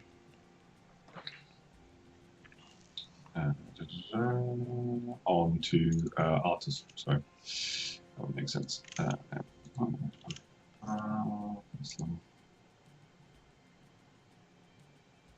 right. You'd wait. And that will then move forward, and I will cast Produce Flame and throw it at that UNT in between those two guys. Okay. Is Produce Flame a cantrip? It is, isn't it? Yeah. All right, that will hit. Go ahead and roll the damage for that. 6 points of fire damage. Okay. Anything else from you, Tower? Then I will run down here. 1, 2, 3, 4. Behind.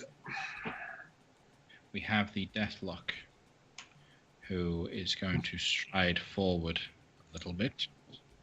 And then he's going to cast a spell. This is going to be a...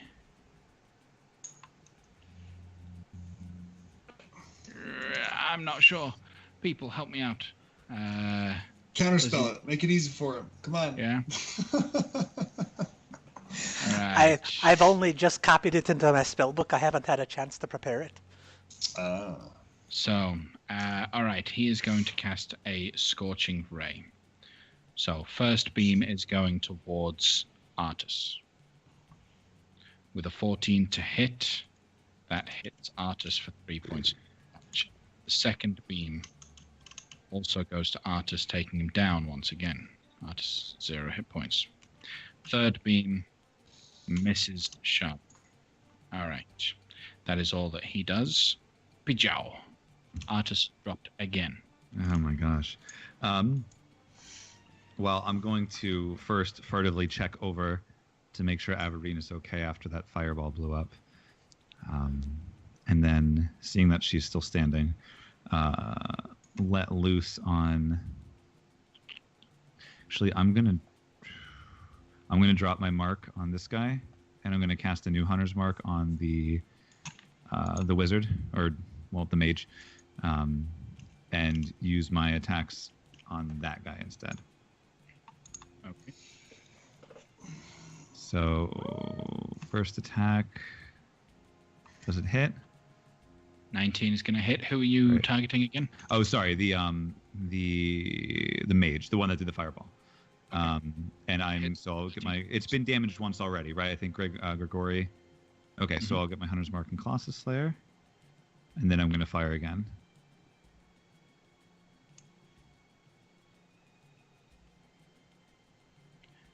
Did you moved your Hunter's Mark? Sorry. No, I said I dropped it on the undead guy, and I'm recasting it on the. Yeah, you remembered that you actually recast it. Okay. Yeah. So 17 also hits for another 7. I'll add the Hunter's Mark on that. For extra 1. Okay. I'm going to use my move to get a little lower, kind of behind this wall. Okay. I'm still going to be kind of keeping myself aloft, but back there. Okay. Zola, what are you going to do? I'm gonna stroll right up to this fella, and then I'm gonna sink my blade into his back. Okay. You sink your blade Have advantage back on the attack. 1 tile higher, maybe 2. Don't worry, I'll move afterwards. All right. Ooh, glad I had that advantage there. 17 is going to hit. Zola, I know you've already described it, but how do you want to kill him? Can I do one of those where it's a slow insertion, and then I'll, with my free hand, pull his head back onto my shoulder and say, "Night." What did you say? Nighty night. Nighty night. Never mind. You're not doing that. Shh. Look of surprise on his face. He feels the blade sink in, and then goes limp onto your chest. You just kind of sidestep, and he rolls off your blade onto the floor. Not so much of a problem now, is he? Indeed. And then Anything I will. else, Zola? Yep. I'm gonna jump back to this position and hide. Yeah. 'Cause I didn't use Okay. All right. So stealth check. All right.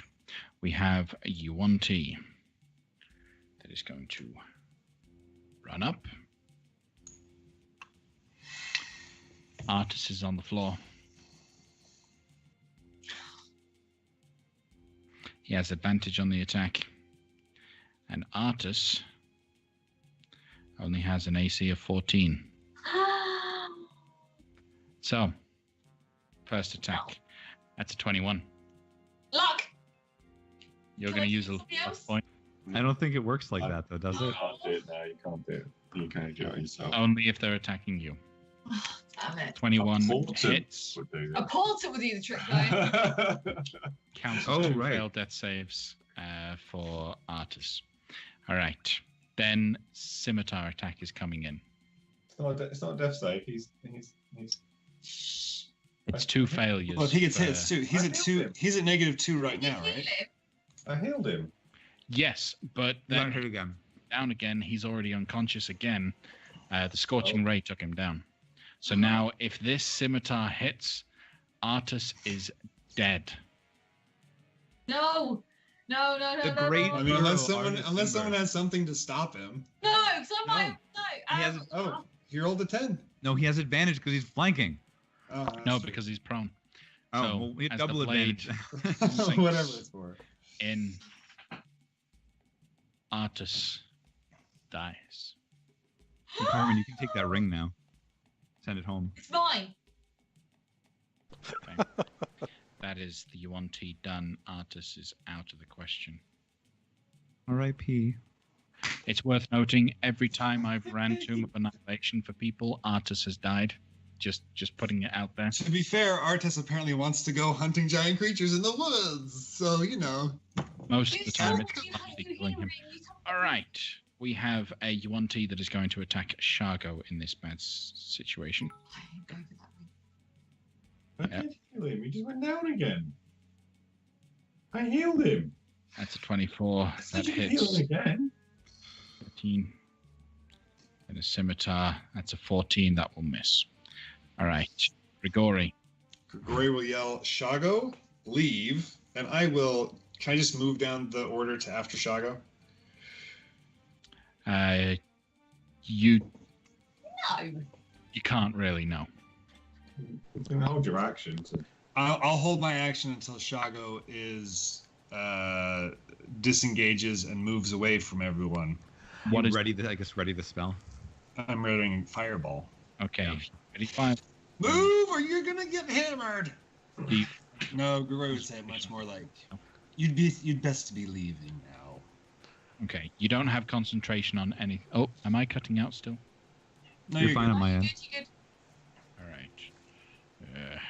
When I move, I'll have better internet. All right. So, which spell are you readying? Sorry. I'm readying Fireball, and I'm gonna. Now that Artis is dead, if Shago gets out of the way, I can hit all three of them. If Shago isn't there to die when I drop Fireball on his head. All right. Then, yeah. Sorry. What were you going to ask? Well, I was just gonna. Can he get out of the range of the fireball? But I think he'll be able to. Oh, actually, I can do a bonus action and then hold my normal action, right? Depends on what you want to do with the combination. As long as that's legal, then yes. Well, yeah, I'll do Healing Word on Shago, and as a bonus action, and then hold my Fireball till he. Nope, You can't cast. You have Healing to. Can't cast Word is first level spell. Fireball is third. You can't cast two spells of first level or higher. All right, just learning how all that works. Great, I'm just holding the Fireball then, because that's more important to me. Right. Shargo. Oh, okay. Shargo's not going to move. He's not leaving Artis's body behind. Shago, you dumb pile of bricks. Shield bash against the Yuan-Ti that's between him and Artis's body. That is a 15 that will hit and kill Yuan-Ti. Turns around with the spear and embeds it twice into the Yuan-Ti next to him.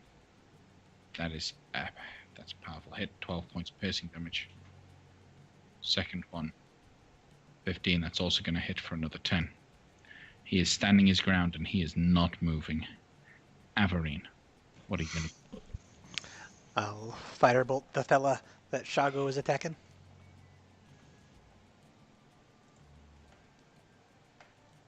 That'll hit. 7 points of fire damage. These guys are going down slowly but surely. And I will Anything else? take a few steps that way. Carmen, Oh, no. Right. roll a perception check. Roll a perception check. Yeah. Oh, okay. My lord, my lord, my lord. Okay. All right. Fair enough. Nothing special. What were you going to do? Right, okay, I am dropping silence. Don't care about that anymore. I am upset. I really liked him, so I'm going to run in there. Not because he's got the ring, but I'm going to run in there. And I'm going to stab this guy next to him. You've had a rough day. Your dad didn't answer your Chris. sending. Artist, the one guy that you were connecting with, died. It's been a rough day. The one person I could have... Yeah. Okay. He was so- He was so cool. So, I'm gonna use a luck on that because I'm gonna do that again. Do I just do a roll? Roll a good one. So roll another d20. Dash roll. Yeah.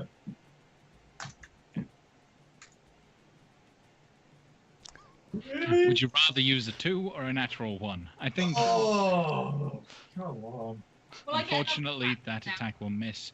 I get As a another bard, attack. I Yeah, believe. because I'm level 6 now. Yes, you do. Screw with the sword. She gets the damage. So, Oh my days. That's unfortunate. he's a luck. Yeah. He's a You- luck. I'm angry and I don't care at the moment. You're distraught. Oh, come on, roll 20. No, it's okay because the d20 that you're rolling, you now choose to whether you use the 12 plus your 7 for rapier. You get a +7 on your Oh, rapier. yes, get plus it. That's not Oh. rather plus. Yeah. 2 plus the 7. So this Yeah. would be a Yes. 9. Yeah. That hits for 12 points of piercing damage. Awesome. Oh, I get my flourish. I can use my flourish then if it's Yeah. hit. Yeah. Use your defensive flourish or one of the flourishes. Which one? I'm going to use slash. Will I use slashing? No. Just defensive. What do I roll? Just you put it on the sheet. Yeah. Roll 1d8. It's on a sheet. Right. So he takes 5 points of damage. Your AC temporarily goes up by 5. I need you, now that you're there. Yeah. You're right next to him. There's no way you don't see this. Yeah. His hand around his magical dagger. You can tell that it's a magical dagger. The magical compass-like dagger also is the hand with the ring. It's visible. I need you to roll a charisma save. Oh Oh. my god. I'm having such a bad day. Okay. You managed to withhold yourself from the allure of the ring. The ring was going to try to affect you, but it doesn't. You are free to do whatever you wish of your own accord with all of his equipment. Right, but he died. The ring is on a corpse right now. I need that ring. Do you want to take it? I want to take the ring. Want to try and do it stealthily? Yes, I really do. Do I do a sleight of hand? Hand check. So everyone is aware of what, like everyone. Okay, go ahead. Does anyone have a Because passive everyone perception? explained. Okay. All right. I'm not going to Does wear it. Does anyone have a passive perception higher than 13 or equal to or higher than 13? Yeah, but I don't Mine's 13. So Okay. Everyone currently with line of sight that is 13 or higher sees Carmen take the ring and pocket it. Okay. All right. That is Carmen's turn done. We have a Yuan-Ti that is up against Shargo. It is going to slash out at him with a bite attack. That is going to miss. Oh, thank God. Scimitar also misses. Now that they don't have the advantage, they're failing a lot easier. Tower, what are you going to do? I am. I'm gonna. Jeez. I'm gonna run to there. I'm gonna use my bonus action. I'm gonna draw my blade. It's the first time I've done this. I'm going to draw my blade, and then I'm also going to cast Healing Word as bonus action towards Shargo. Okay.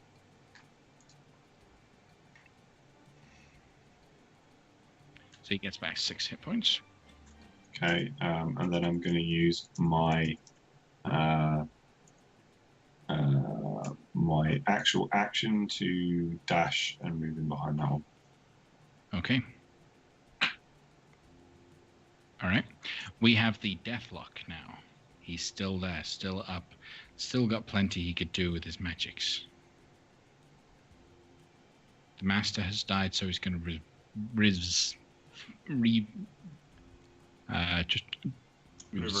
revert. There we go. Revert back down to simple cantrip commands. Chill touch at Shargo. That is 17 to hit. It hits Shargo. He takes 6 points of necrotic damage and cannot gain hit points until the start of the Deathlock's next turn. Then the Deathlock will move. Pichao. Well, seeing this guy show up, I'm going to use my bonus action since the mage passed on to transfer my mark to this guy. And I'm going to let loose with my longbow at him. Okay. Will that hit? That will hit. And roll the Hunter's Mark damage. And Colossus Slayer. As the arrow connects with the undead form, it shatters. All right. Cool. Deathlock is dead. And from where I am, given the height of this, am I able to get a shot in on either of those U1Ts? Yes, you are. Then I'm going to... I can't use my bonus to pass it, so I'm just going to attack the one that's on top of... Let's see. I'm going to go for the one between Carmen and... not blue, tower.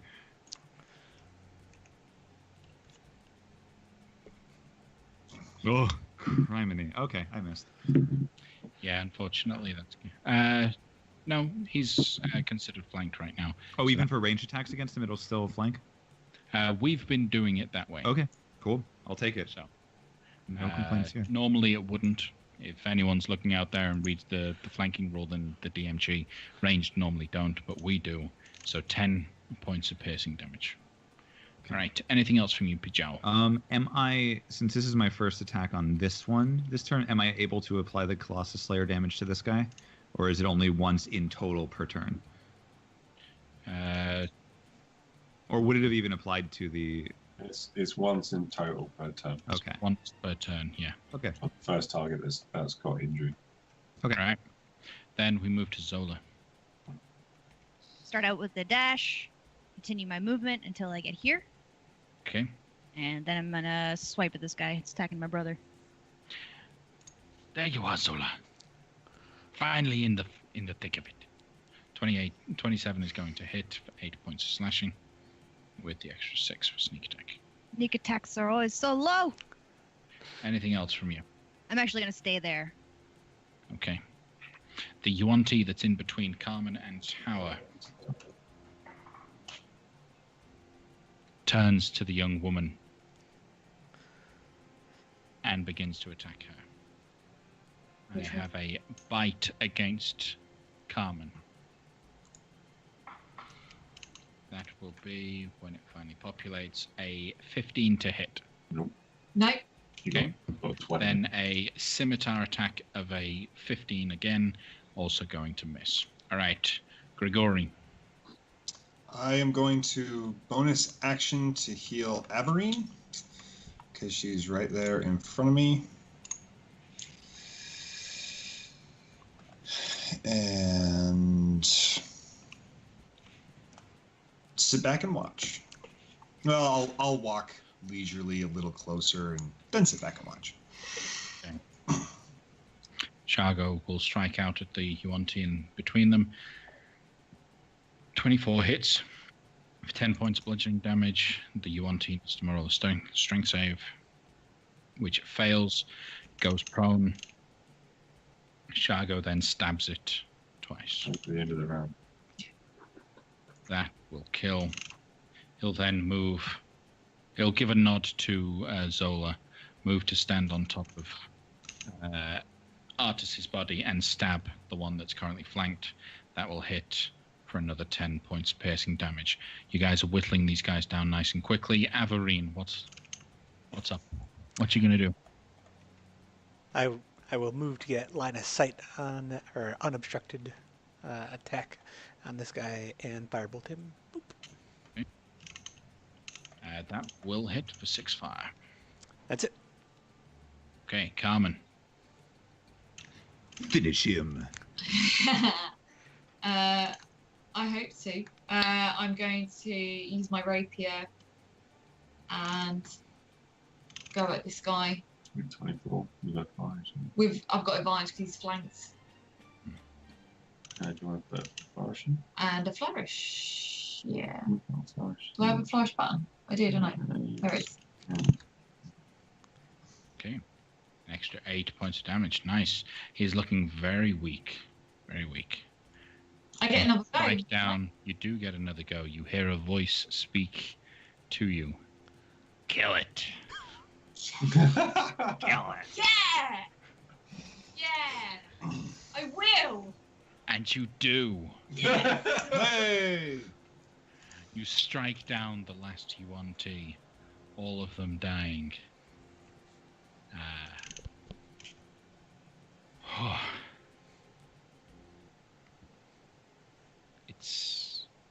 It's a glad time.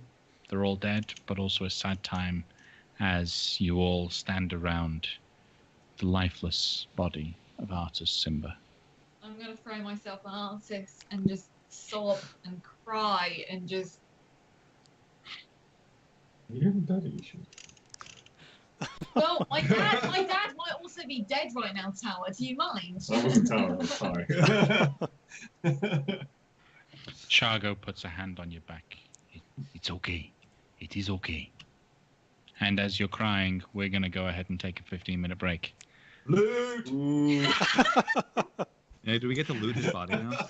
Yes, we were you all do. thinking it. We'll talk about it afterwards. All right, so during the break, you will see a Who's That Monster up. Go ahead and type in the chat who you think that is. This week, it's just for fun. Join us in 15 minutes after we've taken a bit of a break. All right, thank you. Bye. Welcome back, everyone, after the short break. Thank you for sticking with us. All right, so let's bring up that Who's That Monster. And this week's monster was a gargoyle. So this was the creature that obviously attacked the Arakocra home of Kirsabal last week. Let's see if we can get Nightbot to pick a winner for this week. Who was the random winner? Get one. I have to find the screen. Okay. All right. While that's happening, we will jump into the adventure as a whole. So we've just had the battle. Artus Simba. Hey, Elmerford Games. Well done for winning today. As a reminder, every week we do a Who's That Monster. It's just for fun, just for flavor, and it'll be of creatures or monsters that the party see each week the following week. So, Artus Simba lies down on the floor. Carmen, somberly crying over his body. Shargo with a hand patting her on the back. It is okay. It is okay, Carmen. It is okay. Think if we finish the job that you have planned to do, then we can bring his soul back. Please stop touching me. Oh, sorry.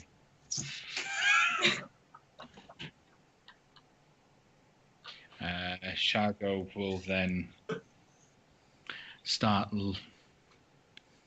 putting his body in an appropriate position, like arms across the chest, straightening him out, giving him some sort of dignity.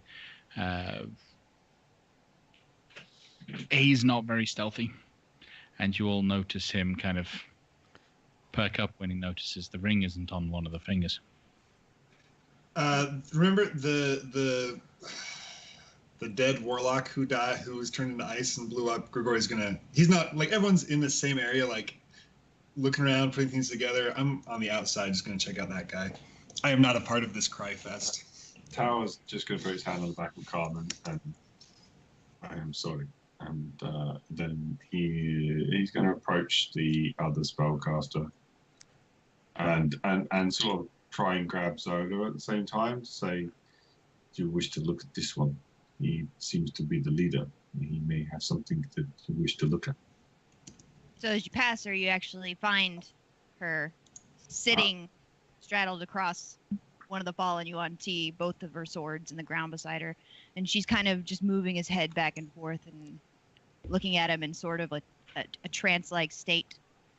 And she'll look up at you and go, huh? I'm gonna kind of, so I'll kind of kneel down and what did you find on these things? Maybe you wish to see the leader. He seems different from these ones. Oh, sure. Yeah. Are you okay? I'm fine. And I'll walk over. Start kind of half-heartedly looking through the robes of the main guy. So you've got his belongings, plus then the camp is still... It's been kind of packed up and everything's in his pack. But you can easily sort through his belongings and the camp's belongings right there. With a few minutes of investigation, no real need to roll for it as it's easy to see, you'll find 3 potions of healing. Wish we had those earlier, right, guys? You're not a part of this. Be quiet. You're right. I'm not. Sorry. 72 gold pieces. A curious pair of goggles. And an eye patch. The curious pair of goggles are magical, as is the eye patch. Would Pijot be able to find enough arrows in the quivers of the fallen Yuan-Ti to fill up his quiver to its max? Yes, you will. And is You there will any be way able to collect 20 arrows that have been dipped in poison? Oh, well, then I'm going to replace 9 of my arrows so that I just have 1 quiver filled with poison arrows. Okay. And I'll set a new resource on here just so I can differentiate them. Mm-hmm. How does that work? I'll make a double check to make sure that your character sheet is set up later for it. But when Okay. you decide to actually make a shot with these poison arrows, then you will be able to deal an additional 2d6 poison damage with each poison shot. Nice. If it hits. If it hits, right. Is there any, I was curious, are there bows like Masterwork or anything? Anything a longbow better than the one that I have? Okay. No, nothing better. But what about their scimitars? Scimitars are finesse There martial weapons, right? Scimitars, if you would like to take them. I might replace one of my short swords with scimitar. Let me check. A scimitar is a finesse light martial weapon, yes. Okay. So I think I had wanted to get one, but I didn't have the gold, so I might replace a long sword with one of those. Just pick one up, leave my long sword there.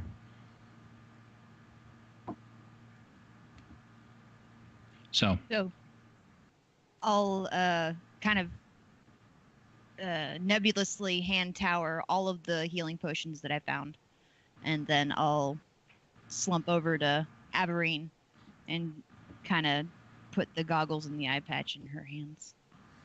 Here. What are these? do you cast Identify on them? I will now. Yes. So the goggles, as you cast Identify and you look at these things, particularly they stand out. You've seen these kinds of things before, easy to see. These are goggles of night. While wearing these dark lenses, you have dark vision out to a range of 60 feet. If you already have dark vision, wearing the goggles increases its range by 60 feet. So that's one less person that needs to worry about light. The eye patch, you identify the eye patch. This is the eye patch of recall. The eye patch shows you all the events your other eye saw exactly 24 hours before. So while wearing the eye patch over one eye, so let's say your right eye, while you're wearing it, you will see everything your left eye saw 24 hours ago.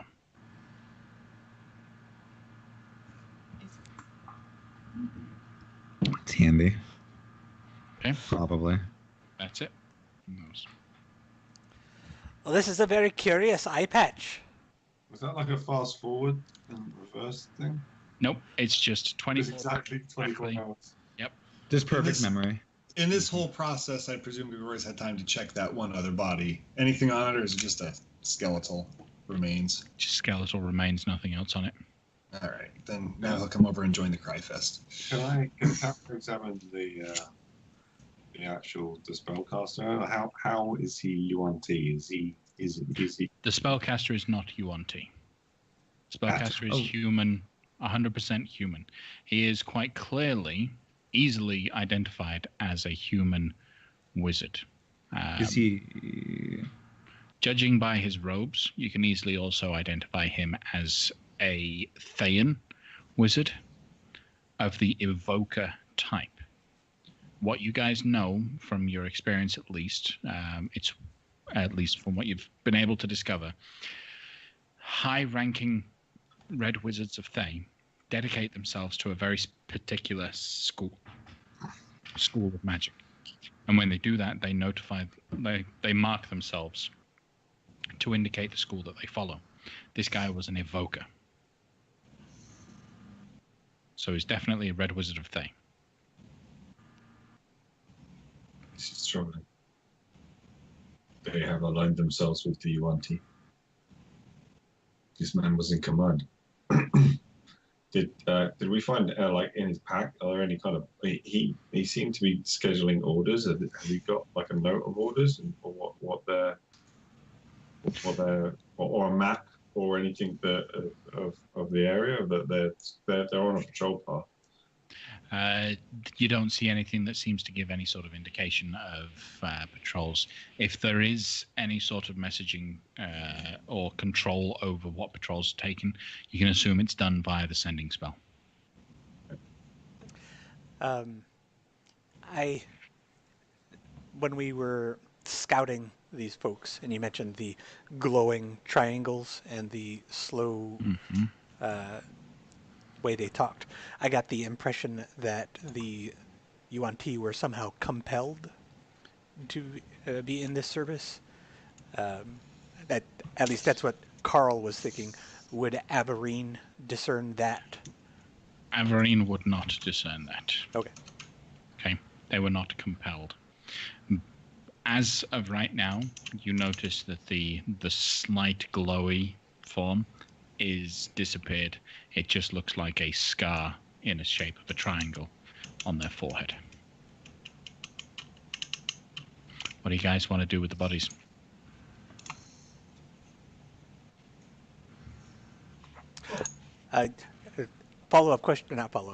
Question about the eye patch. Yeah. So I put it on, but I didn't have it on 24 hours ago. Do I see what this other guy saw 24 hours ago? Or do I see what I saw 24 hours ago? Ooh. You see what you saw 24 hours ago. Yep. Simpler times. Yep. As you put it on. Face. Yep. Alive. That's a good idea. Well, this eye patch is very curious. I don't know exactly what use it has, but these goggles of night, they'll help with folks seeing in the dark. Would anyone like to wear them? I wouldn't mind it so much. If nobody else wants them, I could fly ahead, keep an eye on things at night. You look like an aviator. That I will. I would just like to point out to the stream, the eye patch of recall was sent to me through the grapevine from one of our viewers. So if you guys have a fun idea of a quirky little magical item that you'd like the party to have, send them my way. They might make their way into the game. Just don't send any ideas with curses, please. My heart can't handle it. Zola, what were you going to say? I was just gonna note that I believe that the glasses or the goggles of night are actually kind of owl themed, so you got bird themed goggles there. Cool. Dang it. Right. These need to be attuned? Goggles of night, I believe they do not. Okay, and what's the weight on those? Because Peugeot is very, very weak, so I want to make sure I'm keeping track of all of my my stuff. Like a pound. 1 pound, great. I am okay. Okay. But if he picks up one more arrow, he's going to be encumbered. I've got about 8.5 pounds that I can flex with right now. So, and I have things that I can ditch if I need to. Namely, all these torches now since I can see in the dark. What do we wish to do with Otis?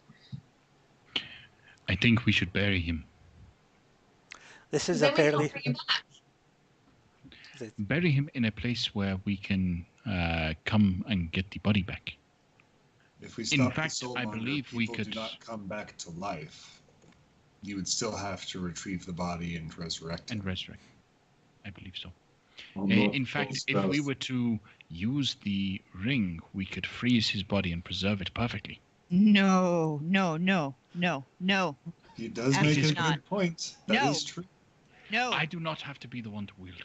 If anyone Just, I tries to think wield we that should- thing, I'm gonna chop their hand right off. Don't do it. That thing is cursed. Speaking of that thing, where is it? I do not see it on him. Let's find out. And I'll search his body, not looking for the ring. I'm going to look for all the other junk on him. Like, I'm oh, just it's gonna- not here. Maybe it's in a pocket. Maybe it's in his scabbard. I'm Like, just gonna turn maybe my it's head. around his ankle. Like, I'm going to check his whole body. What other junk- Investigation check. I'm just gonna Sola? turn and look at Carmen. No, Trying to please. stare at her. Who's who? Artists. If you use the ring. On his person, he did have Be like that. 50 gold pieces worth of various different denominations of coin, a couple diamonds, which 3 diamonds in particular, which you can estimate to be worth at least 50 gold apiece, and then the only real things on him that stood out to you: dagger, which is his magical dagger, and you've seen him using it as a magical dagger. You also notice he keeps a little keepsake inside his jacket pocket. Like his leather jacket has an inside hidden pocket into it, which has just tiny little pieces of wood carvings, each with names carved into them of his family, Annalisa, his wife, or his love from a long time ago. A series of boys and girls' names afterwards. You recognize one of them being, and I can't think of it at the top of my head, Sirac. His son. Yeah, Sirac. who's- His son that you have heard about, that he's talked about. It seems like he has made a memento for each person he has loved in his life. And you notice, half worked, there is a piece of wood that appears to have a C and an A carved into it. How much gold is that again? The 3 diamonds that are 50 GP each, and what was the other? 50 gold. I am going to pocket Carmen's and leave the others. Nope, it's not in his vest. Can't find the ring anywhere. Okay. His dagger is obviously magical. You'll feel the tinge. You guys. Oh, can do- to be clear, I'm taking the dagger. Yeah, you take the dagger. Okay. All right. So yeah. over to Carmen. Zola is staring at you. What are you doing? I'm going to stare back at her and just nod. Because I have no interest in hiding this. It's going to be painfully obvious that I've got the ring. I jumped on him and I'm generally upset right now. So I'm going to pull the ring out and show everybody that I have it. Perfect. I look No. away. I look away. I don't want to see wait. it. Wait. I'm going to keep hold of this because I have a chain I can wear it on, and I just know I need to keep hold of this, and I need to keep it safe. So you can ask me any questions you want, but I'm just going to keep this on me and keep it safe. I'm not going to put it on my finger. I'm just going to put it on a necklace that I've got from my mum and dad. I'm just going to keep it here, if you don't mind, because I just lost someone I really love, and you don't understand. I'm gonna roll an insight check on the sincerity of these tears. Sure thing. Zola, what are you going to do? What are you doing? I think that keeping it on a chain is a very good idea. However, I think that whoever keeps it should be a group decision. That should be based on who has the defenses against something that can impose its will upon us. Does anyone have anything like that? No, so it's fine. I've got it. It's all right. I know. I've got it. It's fine. It's fine. Just let me have this, please, please. Do you understand? I don't have it on my finger. I'll keep it. Oh, look, I will keep it there. Do you understand what it can do to you? That it can change you? I do, but I look. If I'm not feeling great, I will tell you. Look, Zola, and I hold our hands. Zola, I know we don't get along, okay, and I'm sorry that we had a tiff the other night. I'm sorry, which is on RP Campfire. I'm sorry. I'm sorry. Well, no amount of this flattery will help you. I'm just trying to think intelligently about this because I don't. Yes, we have our issues, but I still like you. I mean, siblings quarrel like we quarrel. And you know, I ended up smiling at the end of our quarrel. So there's. So did I, and it's not because I made you smell funny. I'm so sorry. Oh, I hang out with dinosaurs. That was no problem. But I'll take care of it, and I will tell you if I don't feel right. I'll tell you. Honestly, the amount that you're trying for this is a little bit worrying, and not really. I was the only one who was close to him, and let's be fair, I've kind of got to know how he deals with it, and I've got a bit of background from where he's come from and how he's coped with it, and look, one of us has got to carry it, and all due respect, you're being scried on right now. So this ring on you is probably not the best thing. Lockley and Grigori, you're Grigori, and Pijois, I just met Averine did say that Averine said whoever wears the ring cannot be scryed upon. If anything, you ought to give it to Zola or myself to better protect us. Well, that's for your own benefit. So I've got family who've taught me. Look. I don't want to talk about my family, but my dad had once a talking sword, and he's warned me about this kind of stuff, and I kind of get it. So I've got a bit of experience with this. I kind of was raised with talking kit. So I take out a dagger. I take out one of my 2 daggers, and I bury it, like I just stick it in the ground so the pommel is up. And so, you know, like all pommels, it kind of comes to a point or whatever. It's like, while we have this discussion, put the ring on the dagger so no one's touching it while we talk. No. Like, for all we know, the ring's already got you, the way that you're acting. I'd like to know what Averine I'm not saying I'll take it. But why am I putting it on a dagger which Grigori's got control of? That just sounds. I don't want to put the ring down. I can put the ring down. Sure, but don't let it get lost in the loam. Put it on something so it doesn't get lost in the underbrush. But putting that on another, Carmen. It's Carmen, right there. Would you like to know if the ring is currently influencing your decisions?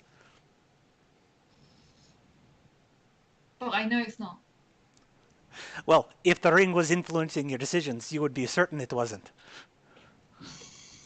I know it's not. I mean, I know it's not. I'm certain it's not. That's right. The ring would make you certain that it wasn't influencing you, whilst it was influencing you. I can't win this conversation.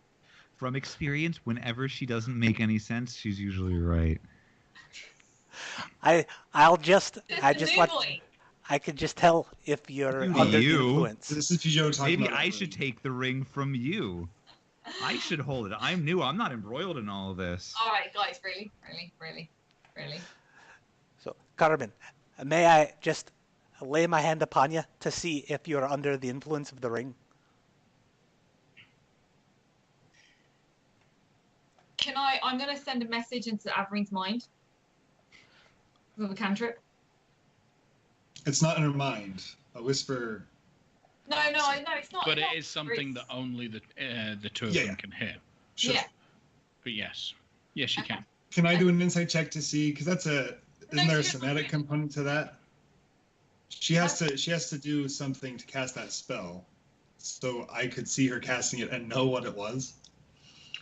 Message is verbal, somatic, and material. So Carmen, in order to use it, would either have to use the materials or use her spellcasting focus of the instrument. So yes, if Carmen does message, which she can, you would know. I wouldn't hear it. Fine. Okay. I'm going to say to Averine that, look, I think I might have lost my dad today as well. So when I wanted this ring before, it's now irrelevant.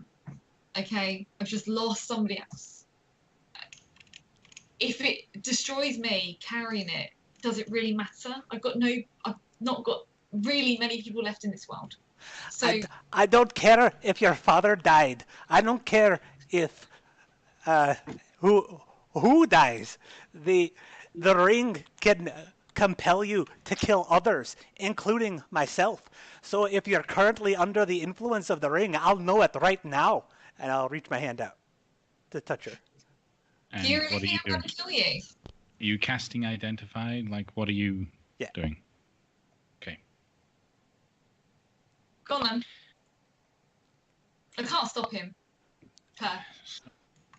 You learn whether any spells are affecting the item and what they are. No spells are affecting the item. Person. If you instead touch a creature throughout the casting, you learn what spells, if any, are currently affecting it. No spells are currently affecting Carmen. Well, she's fine. Are we good? No spells are currently compelling her to say these things. I am really just this eccentric. Well, I have identified the ring earlier, and all the things that I learned about it, I told you all. So everyone knows how dangerous this thing is. But it seems, in addition to the list of things that I have told you all about, it also has some sort of compelling nature about it that may or may not be tied to distance or sight. So wearing it around your neck where everyone can potentially see it might not be the wisest. Okay. Well, Should if it's I so wear it? No, go on. Sorry. no, so if it's so dangerous, we can leave it. It's too it's too risky for somebody else to pick up, though. What if we buried it with him? We'll know where it is. That is a brilliant idea. But that's too dangerous. If somebody don't, because if he gets dug up by a dinosaur that can eat him, then it'll be sitting out and eat the dinosaur and poop it out, and it'll be on the middle of nowhere. If it is, I don't trust anything in this land to remain buried for long. If we leave it behind, we must assume someone, for all I know, unfortunately, we could be scryed upon right now. And leaving it behind would grant, if I may be somewhat selfish, may give the ring to a lich and leave my soul imperiled for nothing. No, you're right anyways, because what with the streak of undeath, we might have to deal with undead artists with the ring, so that's a valid point. Take it back. That gives me wonderful ideas. Why would you say that? No. Undead artists. Because Zola doesn't know there's an omnipotent DM watching our every move. His name is. But it's okay. He Liuto. doesn't have any of his stuff, so it's fine. He just has his fists. Fantastic. Can't die. Okay. Can we destroy it? Like throw it in a volcano or something? It's not Lord of the Rings. What is this? What's What? that? What's- The way to That was destroy a it. fellow in Waterdeep who owned a lot of magical rings. Well, Bijou, you weren't here when I described how the thing could be destroyed, but it involves an extraplanar creature. So this is not on the top of our list of priorities. Fair enough. Well, Tower, what do you think? About everything. I believe if this is such a powerful object, if Carmen was affected already, she would have it on her finger. And yet she refuses to allow anyone else to carry it. Well, Red One, I would not want to. This may be a matter of degrees. I would let Tao carry it. If you'd like to carry it. We can take turns. If that makes all of you happier with me having it right now for the next day, then if Tao wanted to take it from me, if you were worried, I would let him. You know what? I would even let Averine carry it for a bit. Well, why not let everyone carry it in turn? I think Because that sounds fair. really, you, with everything that's going on right now, being scried on, and the whole devil thing. I don't believe I've given you any reason to think that the whole devil thing is an issue. I admit my interest in the ring, but at no point. But whether or not I have the ring now or later means very little to me. The ring gets me entrance into the Red Wizards of Thay. Joining a souped-up fraternity is not at the top of my list at the moment. What is However, at the top of your list at the moment, Grigori? What's that? What is at the top of your list at the moment? At the moment, I'd like to find the Soulmonger. I'd like to do it without being killed. Because with this lot, the first person who apparently is going to die is the one with horns. Despite having nothing against you. You just passed a comment that if you had the ring, you could get into the Wizards of Thay, and you want to destroy the Soulmonger for the same reason. So surely you don't need to destroy the Soulmonger if you've got the ring. There are two different points to that. If I find the Soulmonger, we continue to live and won't be hunted down and killed. If I find the ring, I can get into the Red Wizards of Thay and reclaim my soul. Those are two different points entirely, one of which is much more pressing to me than the other. Averine, are they always like this? Yes. We are always like this. I have a suggestion. Okay. What's your suggestion? We believe the heart of Ubtao to be protected from evil. If the Liches and the Red Wizards have not gained access to it yet, then perhaps we should leave the ring there. Then none can get to it, and we can assume it will stay protected.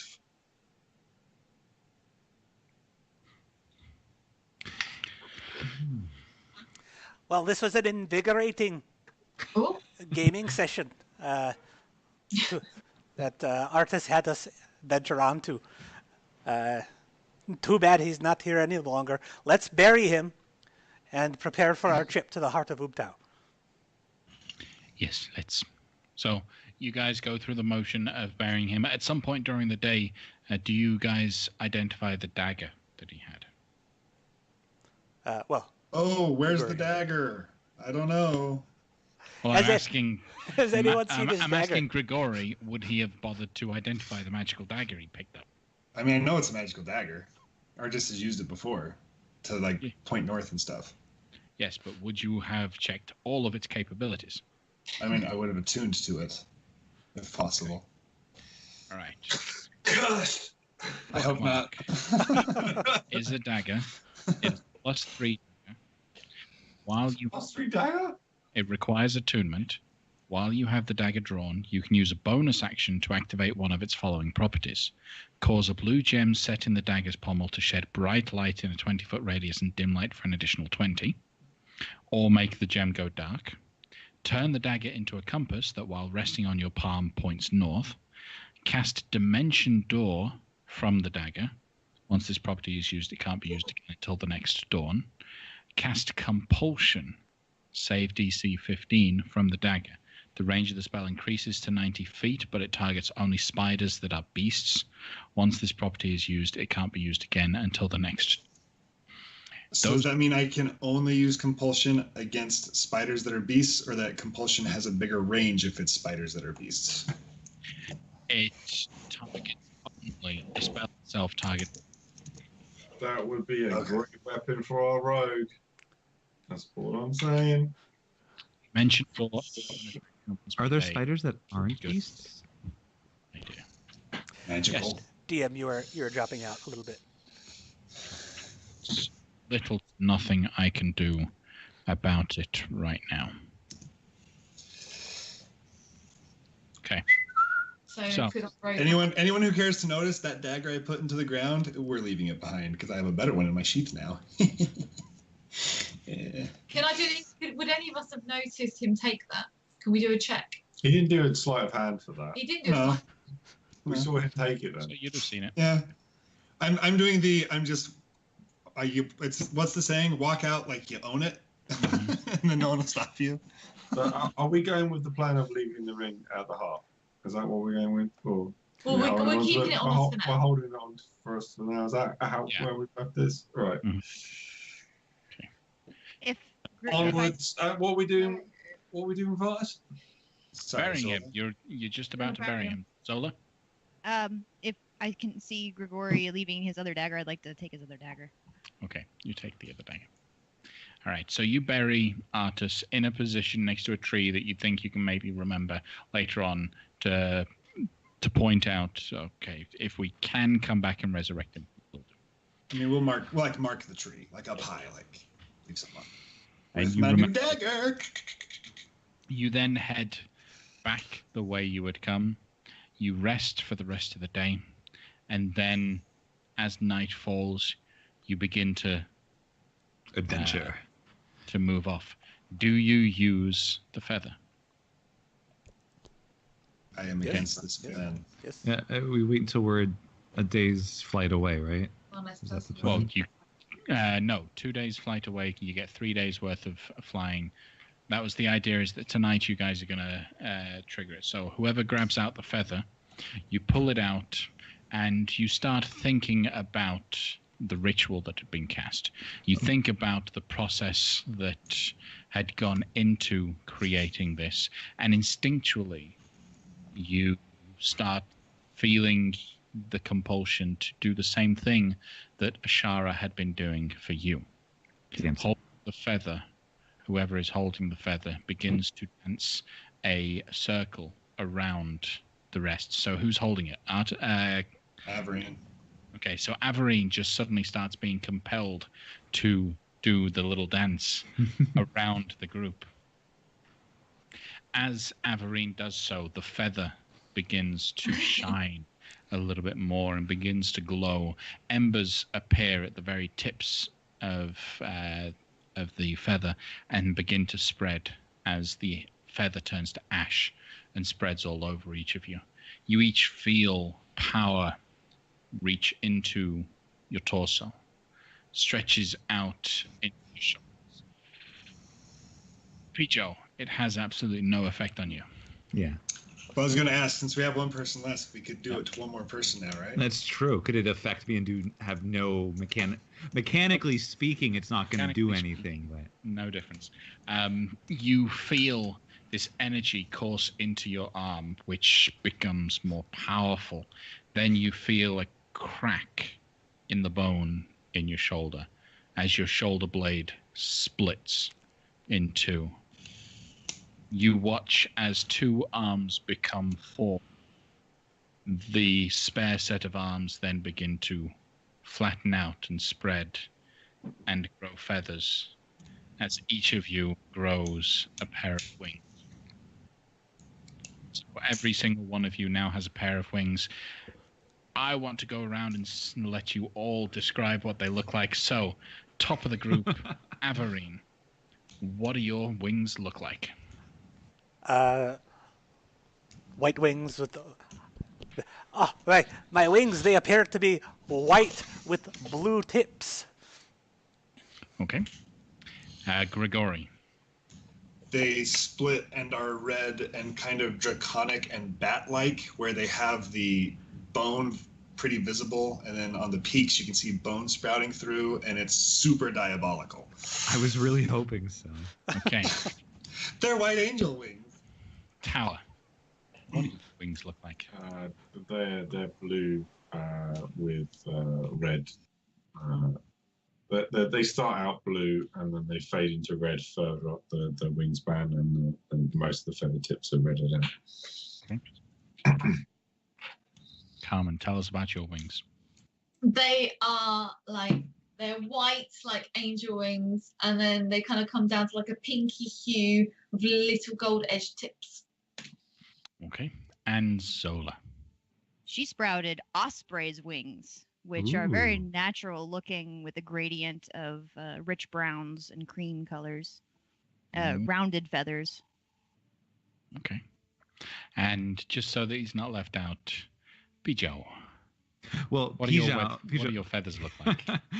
As he sees everybody growing them, he checks his to see if his wings change at all. They don't, but they are also white, and they kind of have an ombre down into a gold as at the bottom. Okay. Shargo's wings look a little too big for his body as they expand out into a very dark, like almost pitch black wing.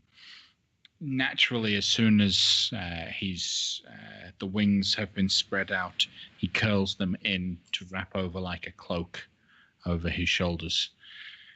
Now you all have wings. You all have the ability to fly. You have a fly speed of, what did I say, 30 foot?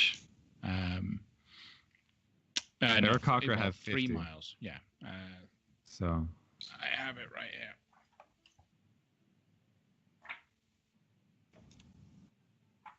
In my few notes. Okay. handy It gives dandy you notebook. 30 feet. 9 miles a day.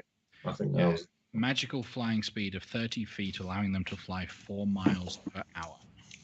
So, as you begin to sprout these wings, you all just take off into the sky. I just want to, before we get going on this 8 hours of travel, I wanted to, at some point during the rest time, cast Healing Spirit, so we can get heals in on everybody. So everybody who needs it can get up to, however, I can't see the dice, 10d6 healing in and out of that thing. I know there's a lot of hurt people like Shago. So just so that there's no, I would have done that later on. It's officially a done thing. It's officially a done thing. No one needs to roll anything, though. Yeah. So we would have done a rest anyway. Yeah. You tear off into the sky and begin to just fly. Flash quarter music. I believe I can fly. I believe I can touch the sky. Everyone just kind of looks to Pijo for more like guidance. As it's everyone, you're unsure of how to fly with wings. You've never flown with wings before. You might have flown as a result of the fly spell. You've never really flown with wings and using the air currents as best. So in this moment, Pijo gets to shine a little bit as he leads the group with his goggles on, Yeah. charging the way forward. Since his fly speed is almost double their fly speed, because he has a 50, he's going to be very frequently speeding up ahead and like U-turning back and barrel rolling and stuff. I mean, like, what, guys? It's not that hard. Come on. Just do this. And he's going to do some like ridiculous maneuvers. Like, it was easy. I've been doing it since I was a hatchling. Come on, guys. You will fly through the... Parliament. I hate that guy.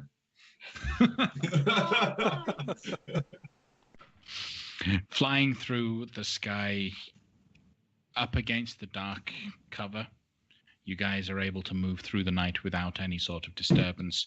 You will drop down at the end of the 8 hours. You are all tired. You've been moving around for longer than you should have. It's been 24 hours since you last woke up.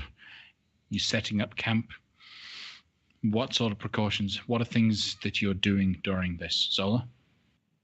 I was going to ask, during our flight, can I have kind of flown up underneath Carmen and over the wind inquired, that thing about your dad that you said earlier, was that for real?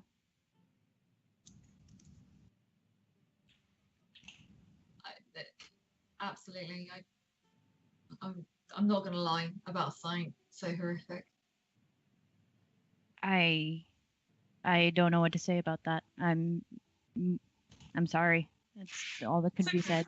It's okay. We're gonna destroy the crap out of this thing. We're gonna annihilate it. Get it back. yeah, that's you know that's cool. I don't know. I can't get hold of him on my normal sending. So he might be on another plane. I'm hoping there's a chance he's on another plane, but he was suffering. So I don't know. But if he's not on another plane, then you know the quicker we can solve this, the better. The better. But no, it's cool. It's cool. You've got nothing to apologize for. It's fine. It's cool. No, I'm not. I mean, I know I didn't do anything, but I feel for you. I absolutely feel for you. And if you want a hug, I am here with my great bird wings. Thanks.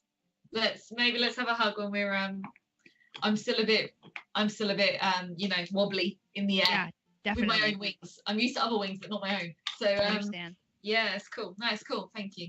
It's cool. And then as soon as we land, I'm gonna go for it. Okay. All right. Well, if I get you first, and I fly off, all cool. Can I ask how big is Tao's wingspan? Because he's got a big. That's up to you. 3. It's gotta be if it's carrying him around. Well, for preparing for the night, I'm going to cast the cordon of arrows somewhere nearby to defend us in case something antagonistic gets really close by. Okay. All right. So the situation here is different for you all now. You're not camping at night. You don't have the cover of darkness to aid in the hiding of your tiny hut. So, are there any additional precautions that you guys are doing now that it is dawn and you need to sleep? Can I put like branches on top of it? I was actually thinking, yeah, like leaves and branches and Giant stuff. elephant ears, yeah. Yeah. Find a shady spot so we're in the shade and then decorate it. Decorate. Camouflage. Decorate. Nature's decoration. Small. Well, You can, but it's just you can change the color of the yeah. hut itself. What's wrong with the hut? Nothing's wrong with the hut. Right. You can change the way that it looks. You can control its color and whatnot. Yes. I'm just making sure that you guys are aware that it's not just like setting up the hut in the middle of a space and sleeping in it. You are now setting up camp in the daytime. This is the first time you've done it. I was checking if there was any additional security precautions you would be taking to make sure that the hut is still hidden. So when I set it up, I will basically make it camouflagey. Wherever we are, I'll make it look like the surroundings. So if you were looking at it from outside, if we're in a kind of forest area, it would mimic that. So I'll try and camouflage it into the background. Okay. Can we try to find a position on the land where the land actually divots, or if it's up against a cliff, or Yeah, something that needs to hide Can on the side? we be to the back of something, and then me and Shargo can fall asleep on like, so if it's offset from a cliff face, that we'd be behind it, so we'd be covered by the camouflage. Okay. Averine.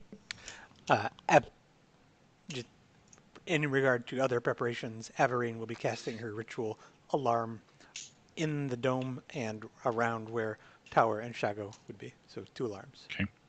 As she's doing that, Grigori will just talk with you if walking and talking doesn't mess up your ritual. Nah, I'm an old hand at this now. Oh, indeed, and that's very, very appreciated. We find ourselves in uncharted waters, don't we? Aye. I think perhaps you, I, and Zola are the only who truly appreciate the dangers and opportunities that ring presents. And while Carmen is fiercely determined to hold it, I think we ought to coordinate so that she's never alone or taking watch alone or in some other way left without someone keeping an eye on her, or anyone, if it passes around, whoever has it, ought to have a buddy system, as Tower put it. I don't, and I would appreciate your insight or help on that. I'm not certain that advising the bearer, letting them know that that's the case, will be beneficial, since they would then know how to try to avoid it or get out of it if they were overcome by the compulsion of the ring. Well, our standard watch has always been two folk, and rarely are we ever apart during the day or during our travels. So, with these, I think we simply ought to arrange watches so that you, Zola, and I are separate and always watching.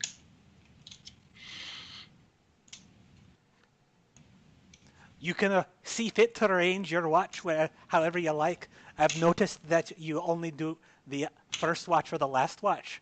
I don't expect your plans are changing. Is that right? No one's ever asked me to take otherwise. But certainly the situation is such that certain inconveniences in the interest of security would be most appropriate, don't you think? Well, Grigori, you make my skin crawl, so you'll know that I won't be taking my watch with you. That's for sure. So we're already even better. we're already on the same page there. And it sounds like even what better. you're suggesting is that you and Zola are also on a separate watch, which I find surprising. But whatever. I with our lack of privacy, your public displays of affection are off-putting, to say the least. So I'm all for it for whatever reasons you can see fit. But whatever it is that we need to do, we'll be safe. I'm sure of it. Oh, they need not be off-putting. Pijao has expressed a bit of an interest. Perhaps you haven't noticed. He seems not to, well, I mean, he did look like he was interested in the ring, but I don't think he's been around it long enough to be compelled by since it. the first day he came in, he's had a particular interest in you, I think. We're old But chums. maybe I'm... Yes, old chums indeed. Well, if that's your thought, I'm glad we're on the same page. Very well. I will continue on my ritual casting. Very good. I bid you good day. Pijao, Yes. don't push your luck. What? The caps. Oh, my caps, those my caps. caps. Yeah, Okay. there were a few. There were enough characters. I'm safe Okay. as well. So, as you guys are setting up for the night, you set up a fairly defensible position. I'm assuming, once again, Shargo and Tower are sleeping outside the tent. Is anyone else sleeping outside the hut? I think. I don't see any reason why you need to, mechanically speaking. Because Tower has bad dreams and he could bring down the hut. Mm-hmm. Yeah. Okay. So, during the night, who's taking Grigori the first will watch? volunteer for the middle watch. Oh, snap. Wow. All right. So, who's going to take the first watch? Shargo will offer. Tower and Shargo can take the first watch and then they'll get to sleep. All right. Joe wants to take the watch with Zola since he promised he'd be able to talk to her if she had any problems after the fight. So he wants to be. And present. Zola's actually going to express interest in taking her watch with Carmen. Oh well then. But Pijot will graciously back down. He's not one to enter into a verbal conflict. I'm not rejecting you. I have specific priorities. That's all. I understand. I learned a couple things today. Yeah, but I can That only watch him inside the tent. Carmen can only actually watch inside the hut, so I have to stay inside the hut. That's the only thing about my watch. technically the only one who doesn't have to do the So watch. technically I can sleep. But I would stay awake and keep an eye out still. I would do my share. if you do, then I'll be with you. Okay. So, during the first watch, Tower and Shargo roll perception checks.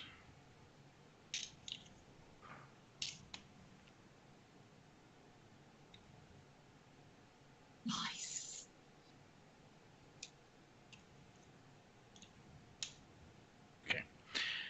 You, Tower, do hear the sounds of movement in the distance. Animals in the trees.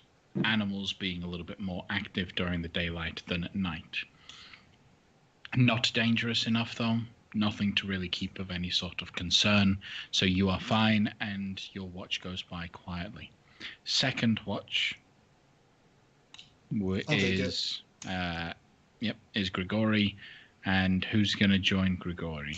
I'll go with Grigori. Pijo. Okay. So while you two are watching, perception checks, please. Grigori softly sings a song to himself of his own creation in Celestial, just to practice. That goes something along the lines of, it's the middle of the day, taking watch in the middle hardly counts because it's the middle of the day. When he starts doing that, Al will hear it. And I'm not singing it loud enough for the people to hear. It's to myself. Like, if you're awake, okay, but I thought you'd be asleep. I will try to sleep, but you'll sing.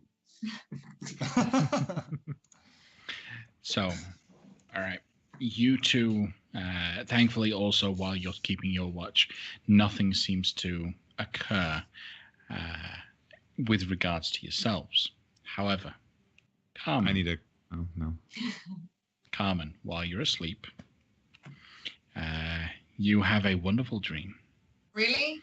And a voice seems to call out to you. You turn around and you see in your mind's eye Artus stood there before you, sat cross-legged in front of you in the tent. Hey there, little lady. I'm sorry about what happened today. You should be. Why did you run in there? I was just trying to protect our friend. But we didn't have to go hunting. We didn't have to get into that fight. I'm sorry. I honestly didn't mean to do that. I just wanted to go out and have a little fun for a day. But now I'm alone. You're not alone. I'll always be here with you. Right here. And he taps where you're currently holding the ring. But it's over your heart, so it's actually like he's tapping your heart. I'm always here, little lady. Just remember that while you've got that thing around your neck, I'll be watching over you. A little bit of me is inside of that and will always be with you. All right? Oh, we're going to bring you back. I know you will. I know you will. I will bring you back. I know. Be careful, though. Don't lose yourself while you're trying to rescue me. I'll try. All right. I can help you with that, though. I can perhaps give you the extra little strength against the darkness. All the wisdom saving.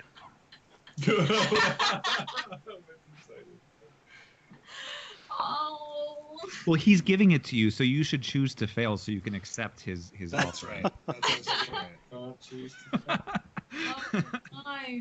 Wisdom. I'm not good with wisdom. No. But you're very lucky. You're very lucky. Used up already a bunch of it. You're very lucky. You have one luck left, right? Use the luck. Use the luck. You have one luck point left for the day. Oh, no. Do I just click wisdom again or do I do a roll 20? Just roll a d20. Okay. Nothing's going to be worse than that. Oh. Except another one. Right? Meant to be if that's what happens. She rolled a 3. That's And her modifier is 0. levels of corruption. Dice because this deep roll 20's been rubbish. That was 10. That's nothing. Okay. Carmen, Yeah. mechanically speaking, you are now attuned to the ring. Oh, that's good. Oh no! But you don't have to be wielding it to be attuned to it. While you have 2 levels of corruption, no matter who in the party is wielding it, Yes. you still have the power of the ring. Yes. And it is still attached to you. Okay. Okay. All right. At this same time, outside the hut, struggling to fall asleep, Tower finally manages to fall asleep. But once again, nightmares begin to sink in. Oh, no. This time, though, the ring isn't involved in the nightmares. It's just memories of today's battle, of losing a friend. Once again, it's just a harrowing situation. He was new in the party, but still, everything you guys had done since he joined seemed to be focused around him and that ring that he had. And now that he's fallen, everything seems to just fall apart. While he was here, there was a modicum of security when it came to discussions about the ring, but now it's gone. You don't know what will happen. And so, unfortunately, you don't sleep very well. You still gain the benefits of a long rest, but you have another nightmare. Chago sleeps wonderfully. All right. Third watch moves on. Wake up. That is Averine, and who's going to wake up with Averine? Alondo will watch with me. Orlando will watch with you. Okay. So, you guys have a watch. You're welcome to roll perception checks, but during your watch, nothing happens. The day is moving on. You're now cresting mid-afternoon. It's almost time to be waking up. As you hit the 4th watch, it is Zola and Carmen. So, are you doing anything in particular during your watch? Yeah, I'd like Yeah, go ahead. sit down next to her. So we got off on the wrong foot. The thing about that was that when we first met, you lied to me twice immediately, and I caught you, and you doubled down in your lie, and that might have had a little something to do with the resentment that ended up building. But you know, right? You know that I'm on your side, right? And that we're a team, and that I believe that in my heart. Yeah. Let's be fair. I wasn't expecting to get dragged into any of this. Okay, I was traveling. I need to make money, and you were just, all due respect, you were just some random who started questioning me, and I, as most randoms, I didn't expect to see you again. So it wasn't anything personal towards you. It was just more of a, somebody offered me some gold to hide them in a basement, and it wasn't anything against you personally.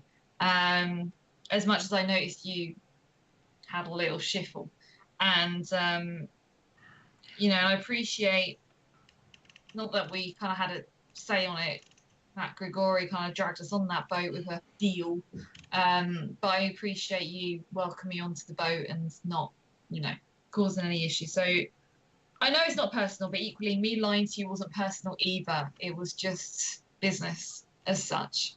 And I didn't expect to be here right now. And I didn't expect this mess to be happening. Really didn't expect this mess to be happening right now. And I looked down to the ring and... That is completely reasonable and valid and healthy. I think that is a very sane way to think about everything. But you know that it's different now, right? Me and you are bonded in a way that supersedes how we met. You're fine. We're fine. We're cool. We're better than fine. You're my battle sister. That's what I'm trying to tell you. What about Averine? Sorry. Is it Averine is like my best friend in the entire world. She doesn't know it, but she is. Okay. But you're like my sister, because like I was saying before, I might have mentioned we kind of squabble like that. But it's. Do you feel the way that I feel? The elevated status? I don't have a sister. It'd be nice to have a sister. It would be nice to have a sister. I can be your sister. I'm very good at that. Oh, it'd be nice because like I'm having a hard time. I'm having a really hard time, and I don't have a problem with you, but you really hurt Tower. Like you really hurt Tower, and I don't think you realise that. And that's not a criticism. It's not a criticism, but he really likes you. He really likes you. I can see the way he looked at you, and you know when he gave you that little boat. Like you rolled away. He gave you the little boat of your ship. Yeah. And she pulls it out, and it looks like she's actually carved a whole bunch of stick figures all over the hull of it, and each one of the stick figures looks like a terrible representation of everybody in the group, including Greco, including artists, including Shago, of course. Am I on there? Oh yeah, you're on there. Oh, okay, sorry. You have a very crappy little lute as well. Yes. Pointy ears. But he really likes you, and look, there's nothing wrong with that. You can't change. You can't affect the way you feel. I'm not asking you to like him back, not at all. But I think we've all noticed you and Grigori, you know, digging. Oh yeah, that's a thing. Yeah, That's absolutely a thing. Business. That's none of our business. That's down to you guys. I just you know, if you're in a tent, just be quiet. But it's down to you guys. I just feel for him because he really liked you, and that's why I defended him, and I didn't mean to attack you, but to defend my friends, I would do all I could. And if we're gonna get along and be sisters and be friends, then I would just know that I would defend you the same way. Did he actually say that he likes me? Come on, women's intuition. We know this. I can see it on and off. I didn't pick up on anything. He told me on the ship when we were coming over to Chult that I reminded him of his sister, and so I thought I reminded him of his sister. He's yeah, but we know that Tower's not on the normal conversation line as us. I don't know. I'm not saying he still does. I'm not trying to confuse things. I'm really not trying to confuse. I'm not saying he still does. But I'm just saying that might explain why he struggled a little bit the other day when you tried to calm him down. That's all. That's all I'm saying. This is news to me, and I really appreciate you telling me because I will be completely sensitive and aware of it now. I had no idea. Okay. I promise I had no idea. It's been like, you know, we've been traveling for a long time now. I'm just trying to explain the reason why I may have been quite you know, aggressive towards you when I was defending him. It wasn't personally against you. It was just because he was more of a friend to me than you were, and I was defending my friend. That's okay. I got it now. I understand now. I didn't understand before. I understand now. Okay. But wow. We're cool. We're good. We're good. We're good. Okay. I have so much to think about. In light of that. In light of that, I hope this is not too forward of me. And it's okay if you say no, but I was wondering if the whole exchange of the ring idea is still a go. If you plan on letting him help you carry the burden. I like I say, I'm holding on to it for now. If we give it a couple of days and have a chat, then yeah, you know. Okay. One of us has got to carry it, and this is nothing against Grigori because I know you were close, but no, I get that. I get on, and I'm just nervous with that. So, and I can't use it now. I can't exactly go and save my dad now. To my knowledge, I can't. So no, I know that. It's just I'm worried about I like you. I'm worried about what the ring will do to you. If you turn into some kind of evil bitch, and we have to take you down, that's going to kill me. That's going to kill me. You can tell me because if you try and take me down, I'm not actually being an evil bitch from the ring. I'll just take you down back. I'll be fine. What? That sounds like a pretty good idea. Says the ring while this is all Sorry, going on. that's the ring talking. So, you can take me down. If you think it's the ring controlling me, you can take me down. But should we have a safe word? Ooh, yeah. Now. Should always have a safe word. What Say- safe word would you like? Arcus. How about rubber tree? Rubber tree. Rubber tree. Okay. Okay. Okay. If you come up with a better one, let me know. Yeah, I know. Just so I understand this, when rubber tree is said, that is the signal to attack the other one. No, that's the signal to say that I'm not being influenced by the ring. Okay. That's me saying I'm okay, I'm good, I know what I'm doing. That's me trying to say I know what I'm doing and I'm good. If that's correct, unless Zola disagrees. Safe words are usually when stuff goes wrong. Yeah, I was thinking more you strangling me, thinking I'm being taken over, and I can say no. Oh yeah, no. that kind of. Okay, all right, Yeah, got yeah. it. All right. But Got it. wouldn't her being taken over still know to say rubber tray? Probably. You're not there. I'm just If she You're asleep. me strangles me, then you the know. voice of Greco comes in your head. Well, wouldn't it be possible that she might know that?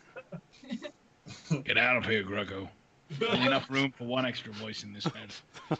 Very well. I'll go back to the birds. Good. All right.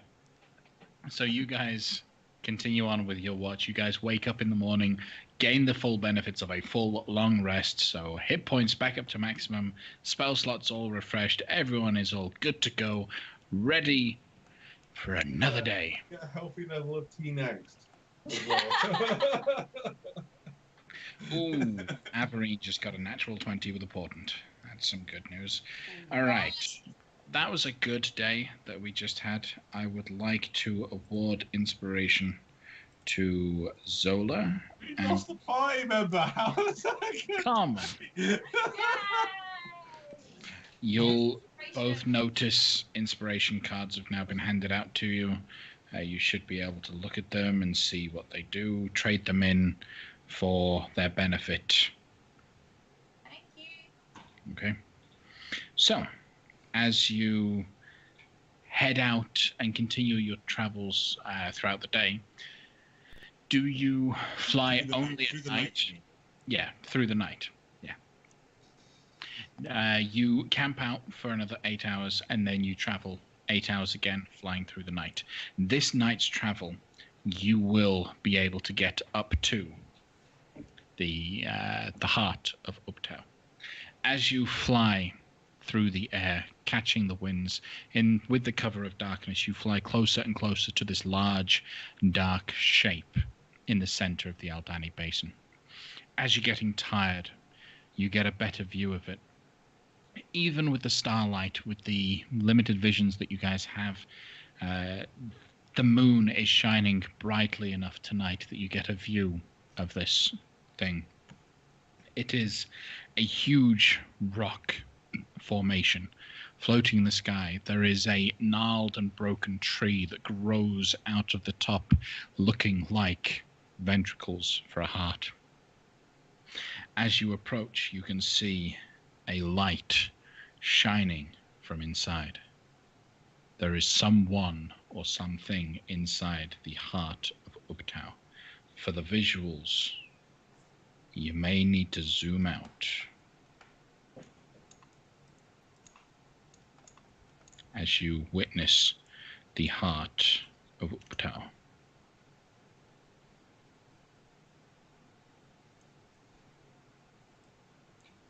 As you fly closer and closer, you can see that there is an opening to the side. Can you all see that opening?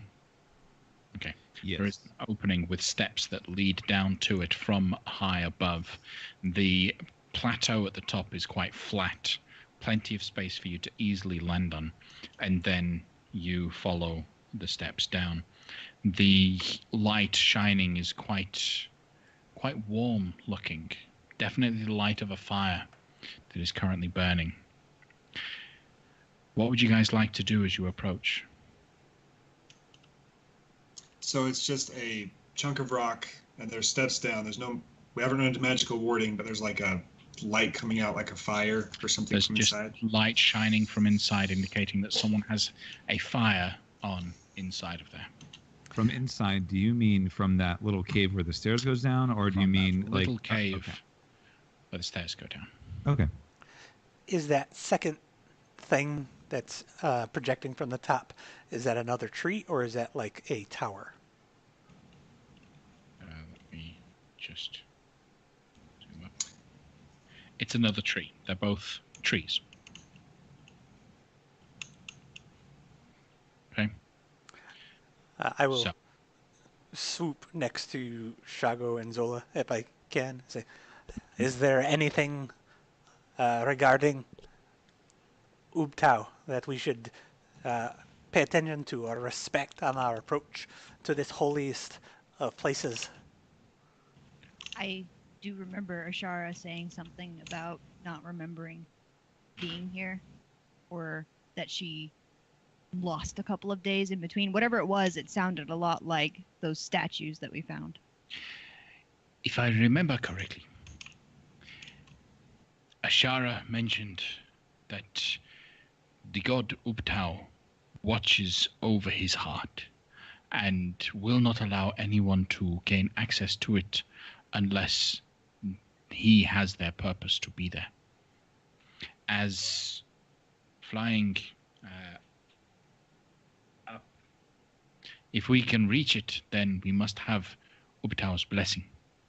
I believe what she was trying to say was that on those times when she did not remember anything, she did not have the blessing. I cast Alter Self to look like a Chultan, but still with wings like everyone else has, but like the wings similar to Shago's. Okay. Can Tower, I just rolled a perception check. Can Tower check to below? Is there an encampment or anything visual that we can see below us? It is dark below, but you can see hundreds of feet below you, like a couple 100 feet below you. There are little sparks of light indicating a lot of man-made light sources on the floor of the Aldani Basin. There is an encampment below you. Does it spread Pretty far out. tiny, or is it like spread like little dotted, like, you know, these are grouped encampments as It just kind of a scattering of light sources is all you can really see. you couldn't gauge, like estimate the gauge, because mechanically I rolled a critical. Yes, mechanically criticals don't make a difference on skill checks. I know. Yeah. So you can gain a good sense that there are a lot of light sources. You can make an understanding that most camps would need at least 2 or 3 light sources. Judging by the way these lights are laid out, they're not laid out as small camps grouped together. This is one horde that is below the heart. Can I guesstimate how much of a... It's too dark to be able to see actual individuals down there. But, The only... if I could identify the amount of campfires and then go, all right, well, averagely there'll be about 5 people per campfire, then it's going to be... If you can make the... If you feel confident with the assumption of 5 people per fire that you see, then you can make a fair, rough guess of about 500 people. Okay, we're not going down We got there. All right. So are you guys flying into the hole? Are you flying and landing on top and walking down? What are you choosing to do? I would recommend landing on top and having someone walk down. Yeah, that sounds good. Yeah. So everyone flies down. I'm going to grab you all. Oh, look. I guess we don't need him anymore. Can we fly into the chimney? Oh.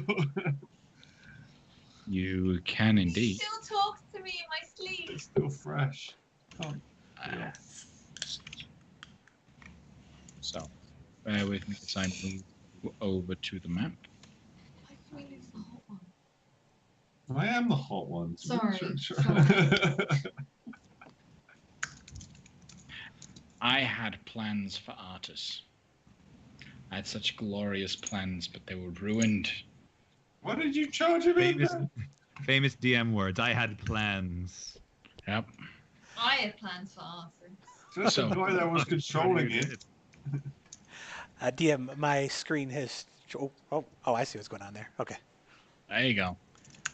Dynamic lighting and all that. In fact, we don't need all of this dynamic lighting. Alright, so we're in the middle of the night. Who can't see right now? I'm wearing goggles, so I can see now. I can see. Shargo can't see. Everin cannot see unless I light up a light. There is a little bit of light cast from dim light from the moon. It's a very bright day tonight, night tonight, and there is a little bit of light shining out of the hole in the side, and now even a little bit of light shining out of cracks in the wood of the tree that's right here. So we got dim light. So you do have dim light. Okay. Okay. As you guys are set here, who's gonna go searching? I volunteer. Oh, Peugeot will go as well. Okay. So are you gonna do so quietly and stealthily? Oh yeah. Absolutely. And I'm going to check for traps anywhere that I can. Right. I guess we'll wait behind and Mackenzie scream if you need anything. Will do. Peugeot's going to notice that Zola is checking the area and not just walking, and will also check and look around. Right. Perception checks. And And I'm assuming I don't count as being in the jungle anymore. Is that right? you do that. Correct. Okay.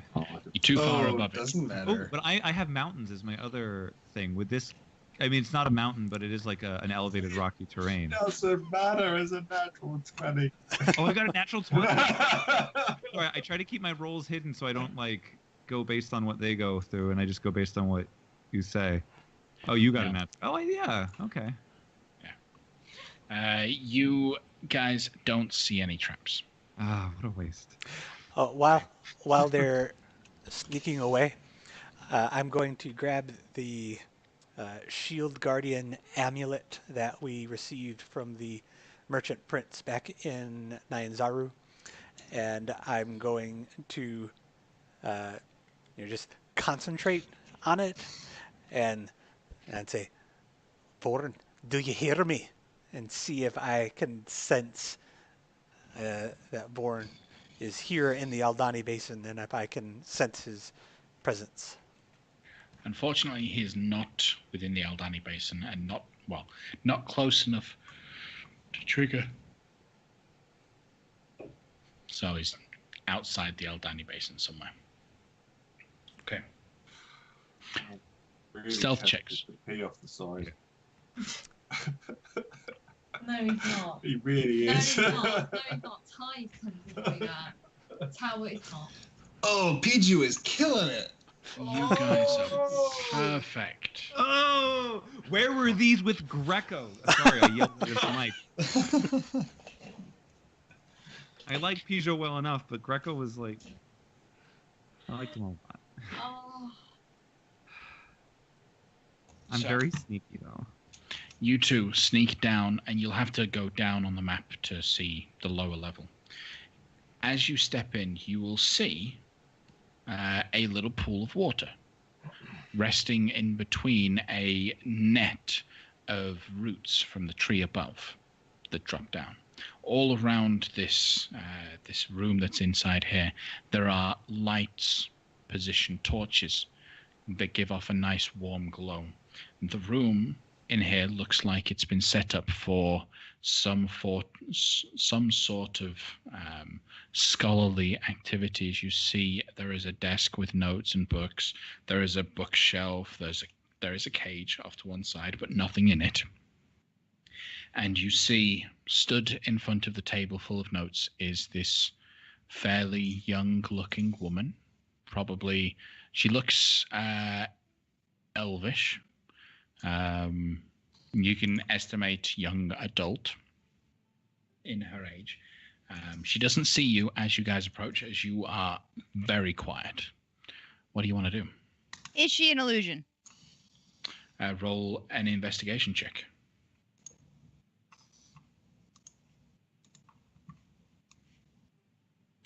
She does not look like an illusion. Then I would like to go like that. And then I would like to wait a couple seconds and kind of observe her, specifically her movements, and see if she's got something going on that's kind of like the bug guy wearing the Edgar suit in Men in Black. She's just constantly drinking sugar water the whole time. She's going,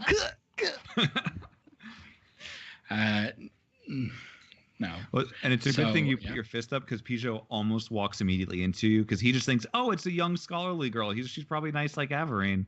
But you stopped me. So, as you watch her, roll insight check if you're trying to gather something like that.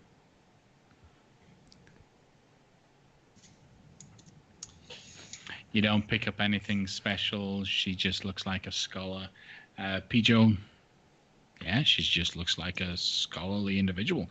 It's pouring through notes and looking over stuff. A little bit tired looking. Her skin looks a little bit tight, a little frail. Best guess, you guys could make an assumption that she is also affected by the curse. Okay? okay. Sola, No. should we approach her? Oh, I'm going to roll a perception down here to see if I notice, because we searched up top. I'm going to just like take a peek around the room and see if anything looks amiss. Everything looks fairly neat, Okay. standard. I mean, it looks like everything is in a place on purpose. Well, that could be good or bad. What Zola's would you gonna guys like to do? take off and fly back up to the top. Okay. Pijo will pause for a moment and then follow. So there's a young girl down there. It looks okay. It looks like she's able to be spoken to without recourse. You guys want to move along? Yes. Maybe we have to. We don't have any other places to go unless... Yeah? Do what we need to do. Yeah. She looks like a scholarly type, for what it's worth. Was she wearing any robes? Yeah, did we notice that she was wearing like red robes? No, Perchance? long, Okay. dark robes. To be Okay. exact. That was the next question. What color? Yeah. Okay.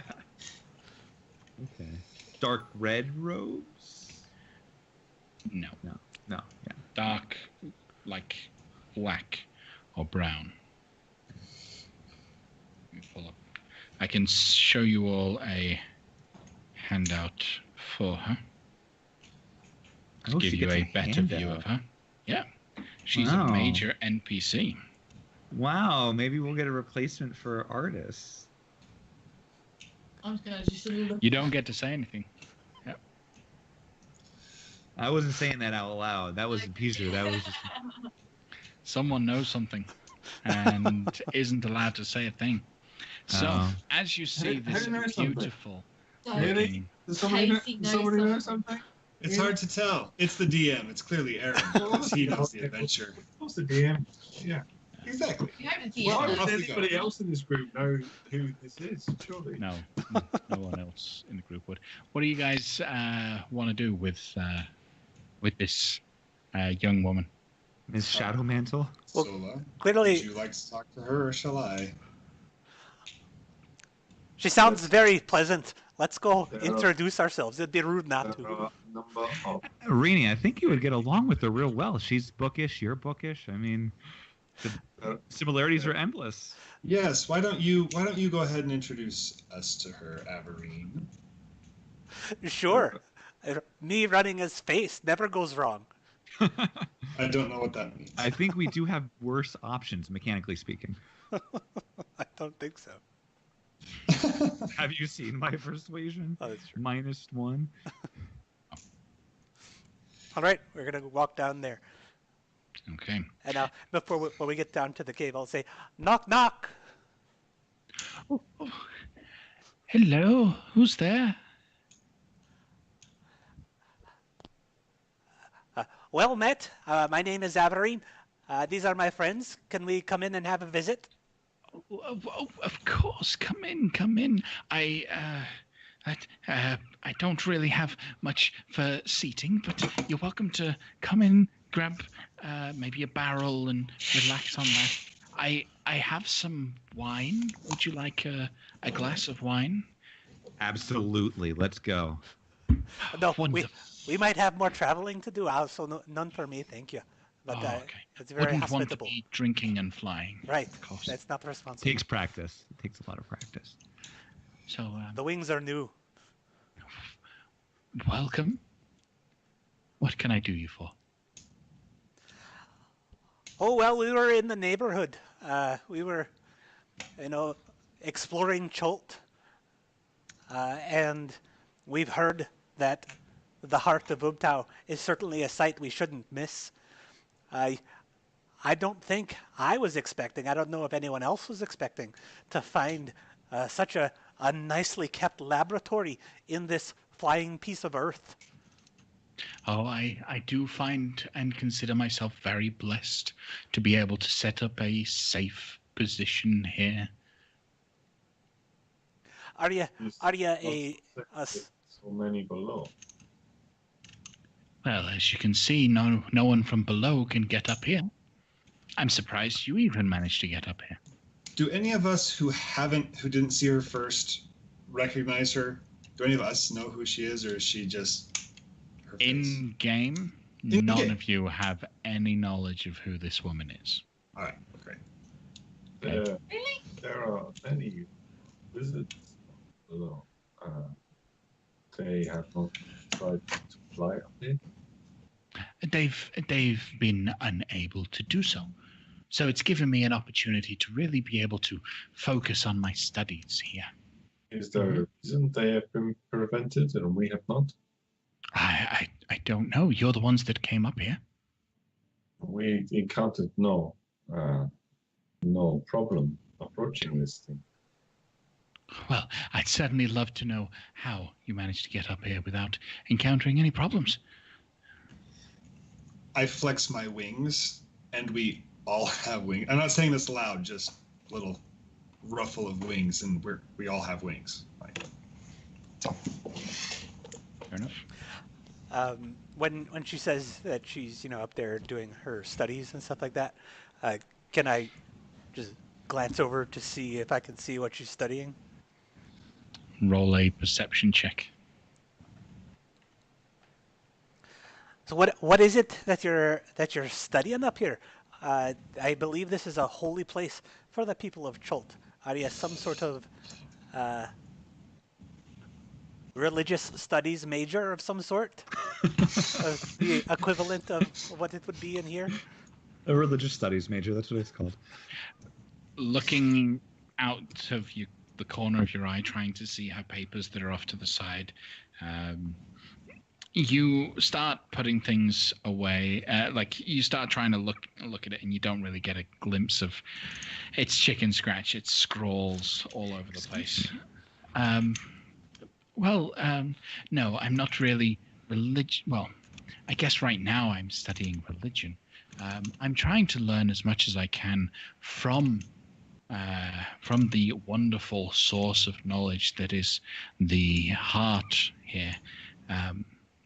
There is a darkness in the jungle, and I'm trying to stop it, trying to capture it, make sure that it is contained and then stopped.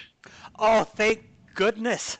Here I was worried that you were up to no good and up to some nefarious plans. I am so thankful to hear that, and I will share everything because we're on the same mission. Oh, great. Wonderful. Yes, Sola? Can I insight check that? Yes, you can. Yeah. I want to insight check. I want to insight check Averine and see if she's really intending to just share everything. Oh. Okay. Oh, we are a mess right now. Except for Zola. Well, to be fair, Averine is very hard to pierce. Think we're all jet lagged. So, Let's see how her deception is. Ah, so it is a deception. She is lying. Not very well. There are problems to her story. For one thing, how do you study religious power here? From what you've heard about this location, there's nothing to study from it. This is just a place blessed by Uptau. Unless you're doing actual prayers to Uptau, this is a terrible place to be studying. So Zola is the only one. Oh, I guess anyone that rolled higher than a 13. I'd like to kind of turn my back to the girl and almost go cheek to cheek here with Avery and say something's not right. That what she just gave us was fishy. My dear, I'm sorry I didn't catch your name. Again, my name is Averine. I hail from Burdusk, outside of Baldur's Gate. Oh, well, sorry. My name is Valindra Shadowmantle. I hail from a little ways north of here, kind of up by Waterdeep area. So, do I recognize the name? Roll a history check. 21. No. Nope. You mean you foresaw that? You could have a 31 on that roll. Can't do it retroactively. That's true. Right. As Valindra Shadowmantle greets the group and is happy to answer any questions that you have, and love to hear your story and the situation that you have, we will end tonight's session there. Thank you very much, everyone, for joining us tonight. Come back next week as the party get to know Valindra a little bit. And in fact, Valindra Shadowmantle will be available for this week's Campfire RP.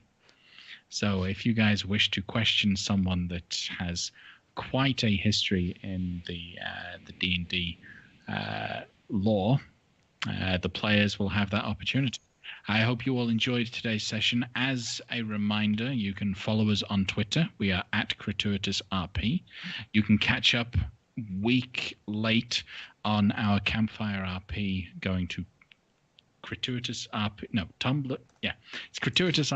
Yeah, it's crituitousrp.tumblr.com. And you can pledge via Patreon to be able to read along with the Campfire RP, which is mostly just fluff. It's just fun opportunities for the characters to interact with one another during the week. You can read along as well as engage with some fun little game sessions with us. It's been an absolute pleasure, and we'll see you all next week. Bye.